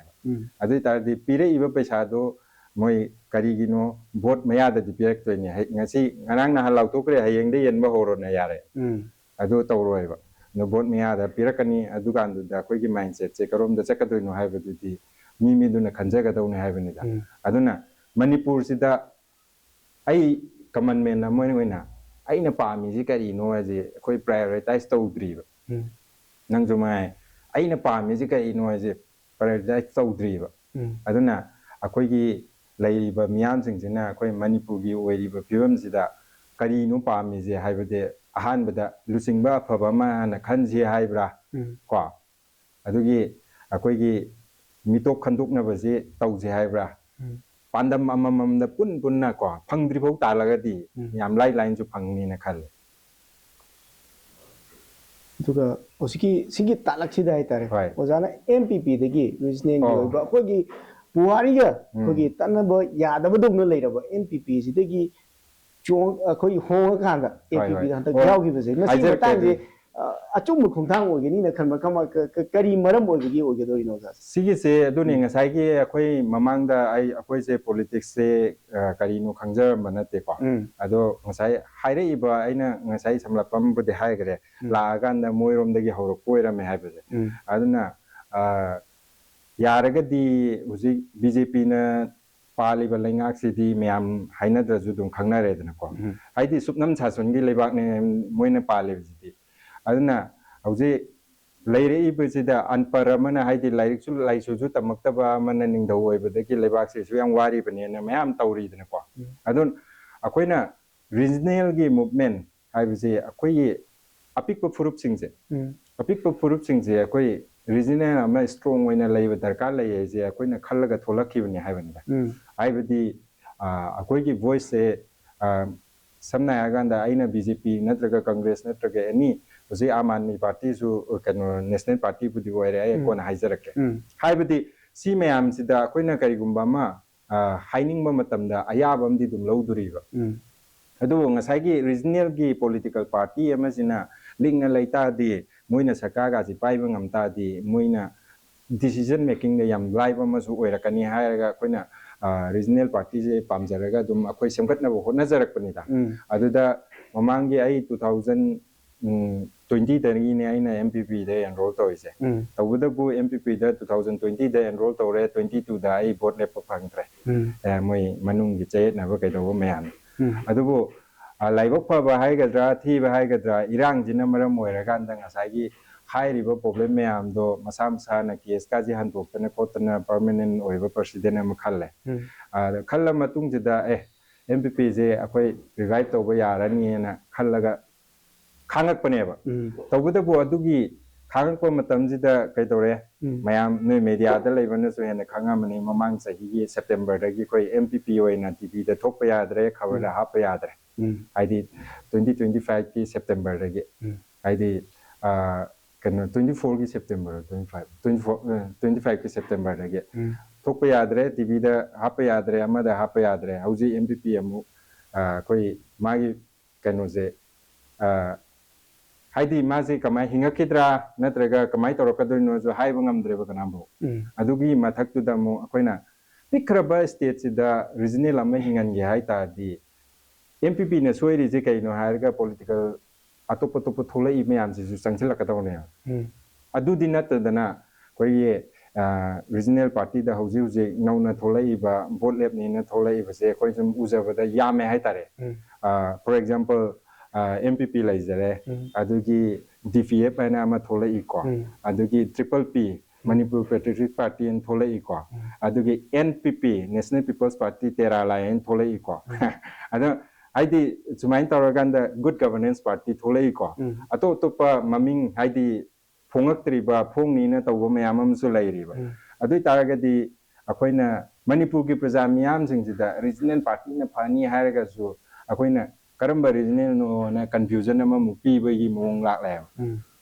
Adu Taragadi. Confusion ama when a piragan da ainazu clarify to wunga moido port lakta agadi. Aquina Naha moina pama is a kaino haikanda corruption free the base to what. Yamna nona Heidi like su Haywangaki Oiva political party. Azum Tirakomatam the Aadmi party ꯑꯣꯏꯔꯛꯄꯗꯨꯗ ꯑꯩꯅ ꯑꯥꯝ ꯑꯥꯗꯃꯤ ꯄꯥꯔꯇꯤꯁꯤꯗ ꯑꯩꯈꯣꯏꯒꯤ ꯃꯥꯒꯤ background history ꯃꯌꯥꯝꯗꯨ ꯊꯤꯔꯀꯥꯟꯗꯨꯗꯀꯣ ꯑꯩꯈꯣꯏ ꯑꯥꯝ ꯑꯥꯗꯃꯤ ꯄꯥꯔꯇꯤꯁꯦ ꯑꯩ join ꯇꯧꯈꯤꯕꯅꯦꯕ ꯑꯗꯨꯒ ꯌꯥꯝ ꯁꯝꯂꯞꯅ ꯑꯁꯤꯗ ꯑꯩ ꯑꯇꯣꯞꯄ ꯃꯈꯥ ꯀꯣꯏꯁꯟ ꯇꯥꯗ꯭ꯔꯤꯉꯩꯗ ꯑꯥꯝ ꯑꯥꯗꯃꯤ ꯄꯥꯔꯇꯤꯁꯦ ꯆꯍꯤ 10ꯗ ꯍꯥꯏꯕꯗꯤ 2012ꯇ ꯁꯦꯝꯈꯤꯕ ꯄꯥꯔꯇꯤꯅꯤ ꯇꯧꯕꯇꯕꯨ ꯃꯣꯏꯅ ꯍꯧꯖꯤꯛ ꯐꯥꯎꯕꯗ ꯅꯦꯁꯅꯦꯜ ꯄꯥꯔꯇꯤ ꯑꯣꯏꯔꯛꯏꯁꯦ ꯈ꯭ꯋꯥꯏꯗꯒꯤ ꯌꯪꯒꯦꯁ ꯀꯩꯅꯣ ꯍꯥꯏꯇꯥꯔꯦ ꯐꯥꯁꯇꯦꯁ ꯒ꯭ꯔꯣꯠ ꯂꯩꯕ ꯄꯣꯂꯤꯇꯤꯀꯦꯜ ꯄꯥꯔꯇꯤ ꯑꯃꯅꯦꯕ ꯑꯗꯣ ꯃꯥꯅ ꯐꯥꯁꯇꯦꯁ ꯒ꯭ꯔꯣꯠ ꯑꯣꯏꯔꯛꯏꯁꯦ ꯀꯩꯒꯤꯅꯣ ꯍꯥꯏ ꯀꯥꯟꯗꯗꯤ ꯃꯥꯒꯤ ꯑꯥꯏꯗꯤꯌꯣꯂꯣꯖꯤ ꯀꯣ ꯃꯥꯅ एजुकेशन सेक्टर लौरइबा हेल्थ सेक्टर लौरइबा मयामदुननेबा अदुना ngasi ngasi muksu akoina sum yengpa matamda आम आदमी पार्टी ना पान लेगा हाइदि पंजाब और दिल्ली लेरमीदना को अदुदा कोई एजुकेशन द थादरीब पैसा से कोइना सुम येंगबा मतमदा 21% हेन थादैबा अदुगा इंडिया की एवरेज स्टेट की येंगांदा 13 खक्तनेबा अदुगा मणिपुर द मुला गांदती कोई की बजट के एलोकेशन द 2% तो ओरमाले आई सोरम बयाई को अदु बजट की एलोकेशन दे येंगबदा 2% दे हेन थाददेबा अदु तारगदि अखोइना ngasai पामाइबा करप्शन फ्री ओइबा एजुकेशन दा याम खुमांग चौसिनबा को हेल्थ की दा याम खुमांग चौसिनबा सिगुम्बा पॉलिटिकल पार्टी जे कोइना तुम थिरकपा मतमदा आम आदमी पार्टी जिना खितंग अखोइ मयामदा मसक ताकपसु ओइरि अदुगा याम नौरिबा पार्टी अमा सिना नेशनल पार्टी का ओइरक्तना होजे यामद्रबदा एमएलए चामागा कुनमार्पम लैरे को पुन्ना अदुगा एमपी 13 लैरेबा अदुना अखोइ मणिपुरदसु सिगुम्बा मोइगे आइडियोलॉजी वखलोनजे संदोकपम चुम्मे खलगांदुदा ngसाइगी रीजनल की मूवमेंट दो दरकार लै हायरगासु अखोइना रीजनल ओइतारगासु पामक्तोइजे कैनो हाइदि रीजनल दुना करप्शन तौरागदि अदुसु लेबाकी मांगनिंगाय ओइदनको अदुना नेशनल पार्टी अमो ओइजे तारगासु कोइ करप्शन फ्री ओइबा सिगुम्बा यामना मतिक मकुन लेबा पार्टी से जॉइन तौबना चुंगद्राना चंगे ओजा मसिदा लाचिनिंग मजे हजिक रीजनिंग की मूवमेंट अमा मयाम सु पामनबा ओजा नसु थाजबदि थंबा होय अदु मसी जिदा हंदकी थोक्रिब इरांग हाइब तारे मणिपुरदा हजिक तंगु लेतादबा फिबम असिदा मियाम ना हाइब तारे यामना थाजबा लुचिंगबा अमा हाइरगदि अदुगा इरांग जी मरकते थोलखिबा लुचिंगबा मा हाइरगदि ओजा ओजा बिमोल अखोइ जमजे ओगिनिना खले हाइ तारे को ओके ओजा सी मरक सिदा हजिक ओजा बिमोल अखोइ जमना वोट कागिबा एमपी की इलेक्शन वोट कागी मतमजिदा मियो के मा हाइ तारे मारे कांग्रेस से लेप्चरगसु ओजा उसकी बिमोल अखोइ जमजिगी दमक वोट थादजबा कांग्रेस अदु पार्टी की खेनब लेतन हाइदा मियो के आम ले हाइ तारे होय होय ओजा कम कांदा ओजाना इरांग की मरकता करिगुम्बा ओजा बिमोल जिना थोला कांदा रीजनल पार्टी दा लेपमगदी अखोइगी रीजनल मूवमेंट जे फजरा हिंगना लेबा याबगी तांजा अमदी फंखीगाना फंगनीगाना खनबा लेब्रो ओजा कमाइने खनसिंदा सी ओजा बिमोल ना ngasi फाउदा माना कांग्रेस कै दो चूज तोइनो रीजनल कै दो चूज तौद्रिनो हाइबजे टीवी दा नत्र कै दो अम्बो कोइना हाइबजे थेंगनाजगिद्रि अदुना माइ मरमदा कोइना आइना हेक लामगा नैना बाइजे तंग चुम्बोय रोय हाइन खनजगे तबुदबु ओजा बिमोल जे कोइना दम ताजबा आइगा वारी सानाजबा मतमदि माजे रीजनल मूवमेंट पामजबा मी सक अमदि ओइबन अदुगा माना कांग्रेस ता कै दवैगी खनगिमनो हाइबदुदि मागी वखलोन लैजरमगनि को अदुबो अखोइना वारी सानाजबा अदुगे हाना माना पॉलिटिक्स ता चंगक्त्रिङैदा अखोइ ओजा अमा ओइरिङैदा जेएनयू की मागी क्वार्टर मुक्ता आइगा फमगा वारी सागिबदि मोइजे रीजनल दा पामजबा ओजा अमदि ओइबन अदुना मादी पॉलिटिशियन अमा ओइना थोलखिबा नते हाइ तारे हंदकी जिति हाइदि एक्जेक्टली मागी सिचुएशन दुना तौरगांदुदा था मगुम्बा गायरगांदुदा मा भोट लेपनिना थोलखिबा पोटनेबा अदुना मतमदुदा मागी करम्बा डिसिजन लौबगी थोलखिबनो हाइबदुदि अखोइना हाइबदा हाइमनबा थोकन को अदुना मागीसु यारगदि दम इंटरव्यू ओइना लौबीबा काइदब्राने खाली तबुदबु मा रीजनल मूवमेंट दि पामजबनी अदु होजि कांग्रेस संगागांदा मागी अहोंबा कैदौबा लेबदुदि मसाना दम खंगनी को अदुना अखोइना regional ओइतारगसु अखोइगी ngасai aina haijabado corruption ji thadokpa ngamoido oitadi dum hamu hamu oineba aduga haujiki irang ji da haijage ko akoigi bjp ga maga loinaraga chapaju da mla 35 sugi bane ado पुन्ना MLA यांखै मंगा पुन्ना सुरकांदुदा इरांगजे थोलइनेबा मतमदुदा BJP ओइजे तारगजु मोइजे अखोइना हाइबदि state की इशूनी अदुगी regional हाइजे कैदा लाकनो हागना लेबाक मियामने हौरकप इहौदो लेबाक मियामने पामिबो पोतो मोइने एक तौगदौनेबा सिदा national party हाइबा लाइते रीजनल पार्टी हाइबा लाइतेबा अदुबो मोइने डिसीजन लौबो ngamdridu कैनो हाइदि मोइदि जीदा खुरुमा लैबैनेबा ओजा उसिक अइना लाक्सिनि वांगजे मणिपुरदा ओजाना जो खबर दे अमतोय येंगमनि हाइतारे लंबी थाबा कोला साबसे आम चाउब इवेंट अम ओइरक अदुगा मसी MLA खरददि हाइतारे मखोगी आम चाउब अचीवमेंट अम ओइना फोंदोंनरक हाइतारे ओजा मसी लंबी कोला साबसे आम मथौ ताई तौबदुबो ओजा ओजी AI की मतमनी याम चाखलबा मतमनी हाइतारे मसीदा कोइलास थाबगी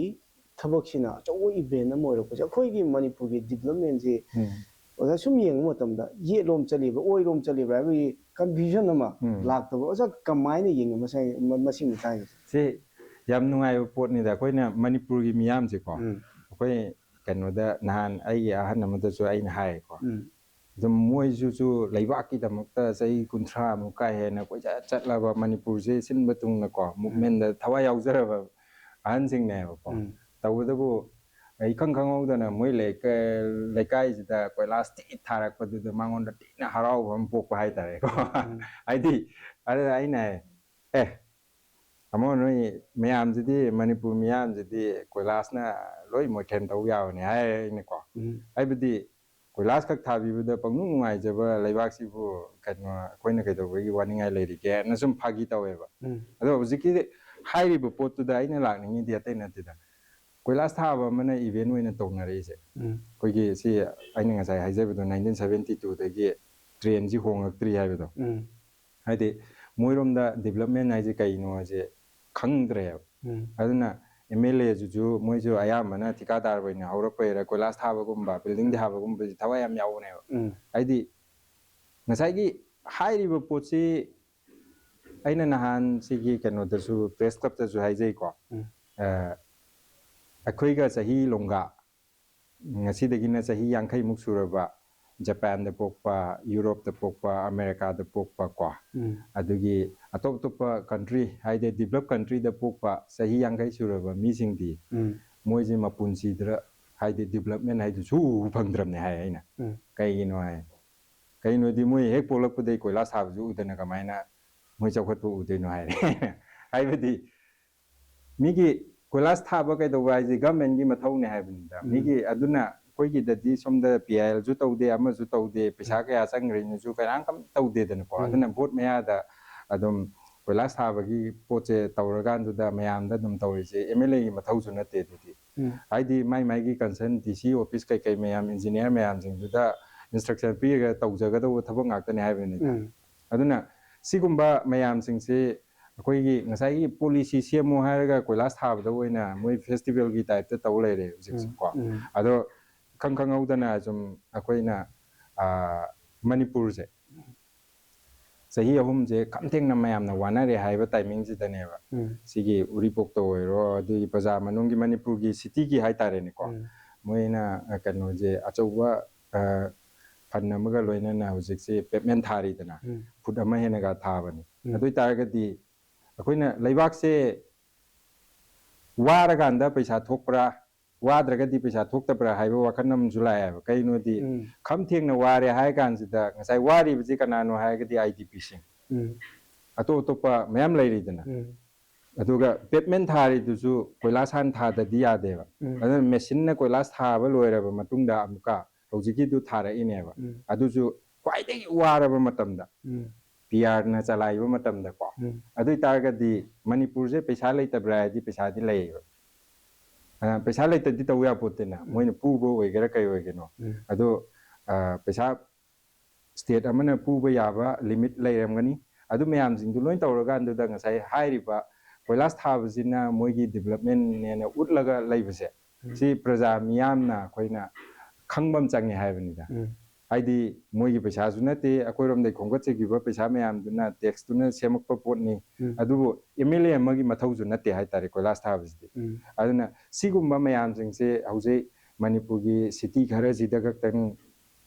thawani kungang chakhraganda di ji ambu chatpa yabon te ko aduna Manipur na sahi haidi state route phanga matungda sahi yankai mari jibau koilas thawa loiba ngamdaba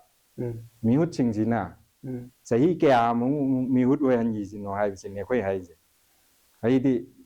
poche anauba wakhalon puthokpasu ngamdaba koilas thabasu loiba ngamdaba khongban tawbusu loiba ngamdaba adui targadi moina leibagi kari mathau tari gi ajin adana khoina pamjari di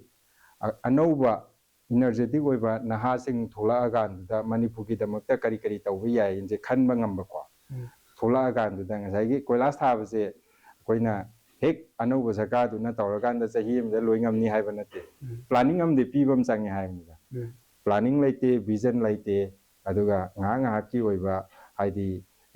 mitta haidi utchai ba haibo tawraga mai gi sarkar du pairaga moigi nungainaba gi lambi oina tawrakpa business ontorakpa haitara yam sengna adna miyamjina commodity oina khallaga anduda nga ki leiraga yani aduga akoi gi business oina tonghaunaba gi mongdo oina khangalakpa gi neba soire iba mayamje aduna Manipur je maningomda halla chatle haitare oja akhoi hojik lairiba khoi luchingba si khai tare makhoi mijengi development asiga ojagi wakhalonda development haragadi masi oibam thuine na haiba ojagi wakhalon gi development na kari oibam thu ojagi adudi yam gre ko hojiki hai duni moigi hojiki luchingba singjigi development ji tinga sai hoji mitto uriba koilas thaba adu toba mayam jingje ko asi singjina development ne na lori jin moi school gi construction khara tawba building khara construction tawba adigi lambi semba jinatana moirom da development ne u deba ado sengna ha kan da di akoina development hai ta ga di education policy da ahongbam purakpam takale kaino di chokot level amda education policy kamain tawri gi si yengmam changdo adui ta ga di angang pre nursery dei horaga graduate loiba phau natraga master loiba phau je loinamuk free da like tamhan banga ma aganda adui ta di education policy di chumme hai dui natro aduwa akoina laijarakpa Netherlands hairiba atopa Europe ki mafam ayamba ko haidi satra amana mana like tammi bogi satra amana ko mana country do public transport train oigera bus oigera tram oigera any public transport sizinaraga chatpa matamda free ne adui targati like tambasu free oire college kabasu free oire adui di mangonda paisa tingingai su sugle leitre aduga moi du na khanjari bo wakhalon do develop tawnaba gi moi gi di government na thagi paisa su piri ni ko adui tardi adugumba education policy purak padu chakot panen lawe khoi aduga transport system jida ngasai gi Manipur da hojik transport system loi fail ne MSRTC ki bus khara laiba ko adu haidi MSRTC ki bus khara laiba jing ju hojik ti ambau chat pa yaro hana chatli bu su district amada gari ama gum bani gum chatlam gatra adu local transport sing jidi MSRTC gumba natraga su atopa haidi public ki oiba karamba transport system lairi ge jin adu khakta natana khara khong na chatpa yaba bus chatlamba kaidoramba mayam sing ju loi muthat lagan du da khogi hoji private ki gari na loi sil lai je aduna hoji for example andru hai ba mafam je ai ge horakpam juni aduda class 10 loiraba matung da laik tamba gi chang ji ambu loi handara khreba kaino di akoi gi khwai degi nakpa se yairipuk ta tamdoini 11 12 che ado yairipuk pau angang satra amana hangalanda chapada nomada lupa chama di darka laiba ado de lupa chama je piba ngamdabda gi drop out che aduki mati khengala ineba aduna matam amada akoina Delhi daga laik tamingai da pikraba andro kungang du dagi koi mi humpu humdra muk laik tammeba Delhi da ado ngasi akoina tamba Delhi da laik tamba ai 2012 ko adui matam du da akoi andro gi oina atopa yauda bi de mi humpu humdra muk laiba laik tamba ne kai thabak angang thibani ado haujiki matam da haidi ngasi 2026 da mi tara suna laitre hadni da adui targeti hingalakadau natro 2026 da di mi chahum chamni muk laigadau natro ngasai gi sa ada layambada adui tardi education gi train je break tau gi baine ma aduna सिगुम्बसे अकोइना policy फजन सेम्बिरकांदा को अदुगा ngसाइगी health की हायरगसु खुंगंग खुंगंगदा लैरिबा पीएचसी ओइरो सीएचए ओइरो लैरिबा मयाम सिंगसे इक्विपमेंट फजन पीबम चांगी को अदुगा माइगी द बेसिक ट्रीटमेंट तौबा याबा हाइदि मेजर नतबा को बेसिक ट्रीटमेंट तौबा याबा मयाम सिंगदु फंगनबम चांगी अदुगा ngसाइ हाइरिबा अखोइगी यामना मियोइबना लैबदा बेसिक नीड हायरगदि इसिंग नुंसित को मई इसिंग नुंसित हाइनैदना अदो मईगी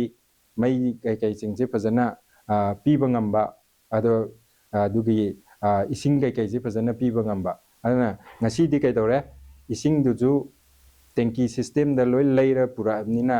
कराइ दै पुरै नुन खंगदे अमजु तौरनिना मी नाबै चांगसे अतुकी पति हिंगलइबा तौरइबा मयाम सिंगसे ngasi चिंजाक सिंग दुननेबा अना इसिंग अमा अदुगे कोइ हौजे कोइना चानरिबा चिंजाक हाइतारेन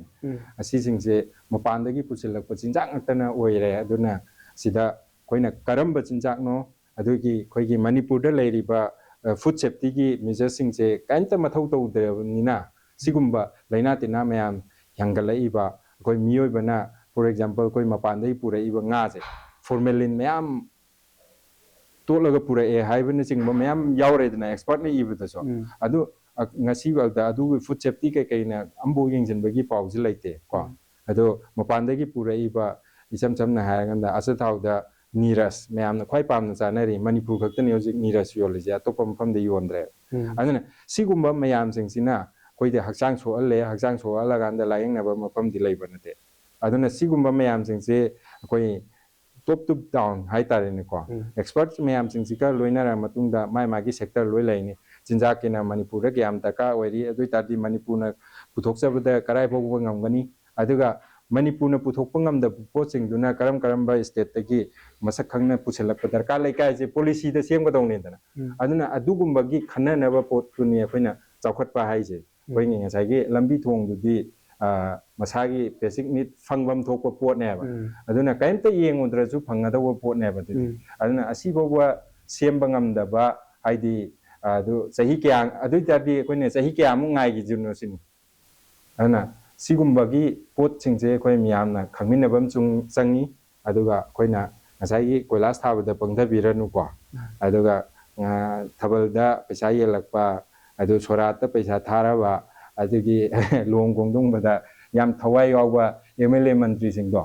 मोइगी मथौदु दुम अदोमदो इंदुम लाइजाकिसनु सिन अदुगा असेंबली दा पॉलिसी सेमबा ngamba को मी ओइना थागत पिरो ओसिन केंद्र केंद्र ओजा ओजाजी मिनिस्ट्री दा थबक तौरकांदा यामना नुवायना लैयाबा मियम खंगनि अदु मदु तौथोकांदा मणिपुर दा चेंजेस अमदी कोइ लौमी सिमी एग्रीकल्चर की लमदा ओहम अमदी पुजगेना लाकपा मियम खंगनि हाइबा तारे ओजा मसिदन लाक्सिंग मजो ओजा मणिपुर लमदम सि हियो गुदिमक्ता वातबा लममने हाइबा तारे को चिंग लैरिनी पा लैरिनी बेली लैरिनी एग्रीकल्चर दा यंग्रो स्पोर्ट दा यंगो ओजा को अदि मिनरल के आमा मणिपुर फंगनि वेदर दसु अतोप मफम दा खोगी सिमु नुवाइबा लैबा नते हाइ तारे अदु कयम गानो ओजा करिगिनो मणिपुर न ngasi बाबो याम यामना मगुल लैबा लमदम जे हंथना लैजि करिगिनो खनबगा यावदब्रा मसे कमाय निंग अदुने अदु वहांग दुमु अखोइना ngसाइ आइना मपालमदा लैङैदा खल्लेबा कोई आई यूरोप ता लैङैदा दुमाइ यूरोप ता मखा ताना दुम थबक तौरगा लैबा याइ को आइगे लैमिनबा मयाम अमा अम्बो हलकपा नतेबा अदुबो अखोइना नुंगाइबा आइसे कइनो हाइगांदा नुंगाइबसे पैसा खक्तगी नतेबा मफम दुगा कि नतेबा अदुइदो आइना नुंगाइबसे वखंदसु नुंगाइबम चंगे अदो आदा आई पैसा मयाम तालगा आई एन्जॉय तौबा खोटपा आई लोइ ngमनि को अदुबो अखोइना यूरोप ता आई लाइक तमिङैदा लुपलानि मखाइ फंगि इंडियागी पैसादा अदुगा मु हाइबदि अदु थबक तौरगांददि अदुगी डबल टाइम ट्रिपल टाइम्स फंगदोइनि को अदो लाइक तमिङै मनुंगदनि फंगिदो अदुबो आइगी मेंटेनेंस को नै अदुना अदुगा आइगी पैसा खितंग लेमजै अदु सोमदमु इंडिया दा थोला गांदा आई थबक तौई मिनिस्ट्री दा अदुदसु दुम नुंगाइ पैसा का के ओरदे आई नुंगाइना दुम लैबे याइ अदुबो वखंददि अखोइना वारइबा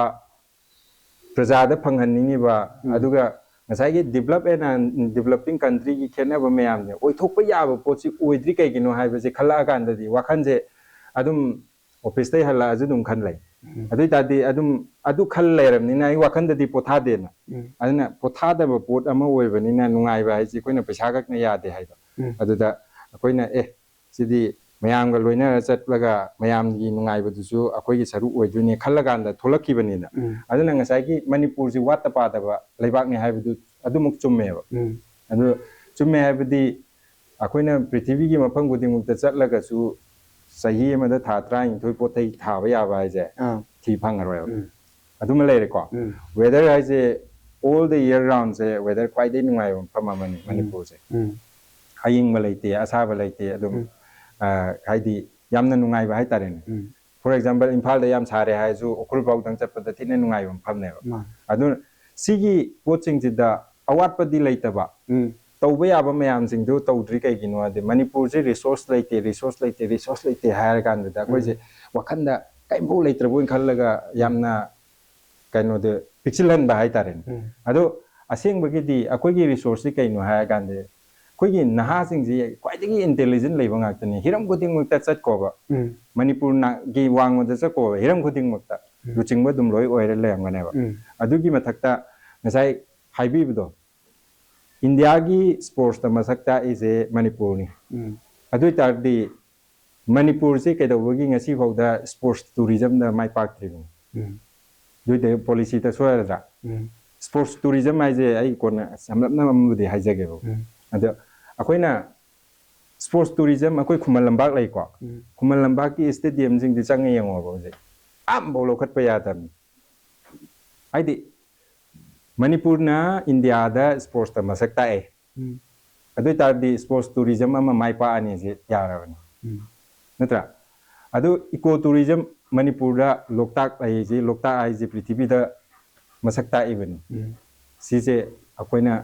कनो फजना मागी अतो अतोपा नोय खोइना कनो तौद ताजु सिगा मानबा मयाम अमा लैरि मीगी दि खुसेम ने कोइ दि नेचुरल नेबा खुसेम द सेम मयाम अमा लैरि बा लोकताक मानबा अदुइ तारगदि अखोइना कमाइना सिदा इको टूरिज्म दा अदुइ तारगदि स्पोर्ट्स टूरिज्म दा अदुगी कल्चरल टूरिज्म ngसाइगी अखोइना हाइगिबदो हाइदि आर्ट्स एंड कल्चर दा सिगी चिंगजे टूरिज्म दा ओन्थो गांदुदा मोय पॉलिसी फजना सेम गांदुदा कमाइना पैसा तानिया यागे जे फॉर एग्जांपल स्पोर्ट्स टूरिज्म हाइजेबा इटली की वर्ल्ड कप सानगी स्टेडियम सान सिरो हाइजे इटली दा लेने ख्वाइदेगी चावबा स्टेडियम नेबा अखोइना हुजिक चटलगा विजिट तौरा येंगे हाइबा तमदा 30 यूरो टिकट का एबा 30 यूरो हाइजे यामद्रबदा लुपा 2,400 वरमगनेबा सीजे टिकट का अगर चंगगा येंगेबा अदुइ तारगदि नोंमदा अदुइ पैसा कयाम लाके जे अदुकी मतिक लाएबा अदु स्पोर्ट्स टूरिज्म की मोइन तौरिजे को अदु को खोइ मणिपुर दि इंडिया की मसक ताइमने तौगे हाइबदा तौ यारबनि अदुमाइना स्टेडियम अमा चंगबदा सानबा नुमित की नतिको सानबा नुमित नतबजुदा अदुमाइना टिकेट का अगर चंगगा येंग याइबको अदुइ तारगदि अखोइगी सिरोइ लिली जे खोइगी करे सिरोइ लिली फेस्टिवल हाइजे अखोइ सि मीनिंगलेस ने खल्लेबा इन खनबदि सिरोइ लिली फेस्टिवल तौगे हाइ तादि अखोइना पृथ्वी द ममिंग चटलिबा नेदरलैंड्स की टुलिप गार्डन जे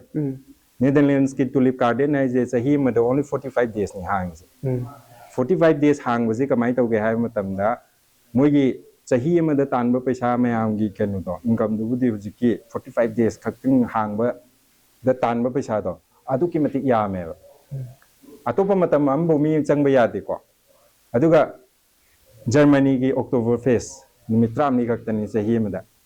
बियर फेस्टिवल अदुइ तारगदि मुइगी जर्मनी की निमित 3 दा योनबा बियर जे सिना जर्मनी की होल कंट्री की लेमौरिबे ईयर दा योनबा दुबुदि हुजिकी निमित 3 दा योनबा बियर दुने हेलेबा अदुइ तादि मीगी दि टूरिज्म दु फजन तौद्रा अदो खोइना खंगदे हायरगसु लाइव एग्जांपल मयाम लेरबने हाइबनिदा अदुइ तारगदि सिरोइ लिली जे कमाइना मयाम दा मिसक ताकनी हाइ तादि ngसाइगी दुमाइना सही अमदा सिरोइ सातपा मतम ओइगेरा नत्रगा नोमा तौरगांदा ओनली 30 डेज कुम तौरगा अदुना इंटरनेशनल टूरिज्म मयाम तौहनबे याइ अदुगा ngसाइगी स्पोर्ट्स टूरिज्म फजन तौबे याइ मेडिकल टूरिज्म तौबे याइ कइनो दि नॉर्थ ईस्ट ता कोइ डॉक्टर आइ जे मणिपुर नि मयाम लेरबने मेडिकल टूरिज्म तौबे याइ एम तौबे याइबा तौबे याबा मयाम जे सुक तौदना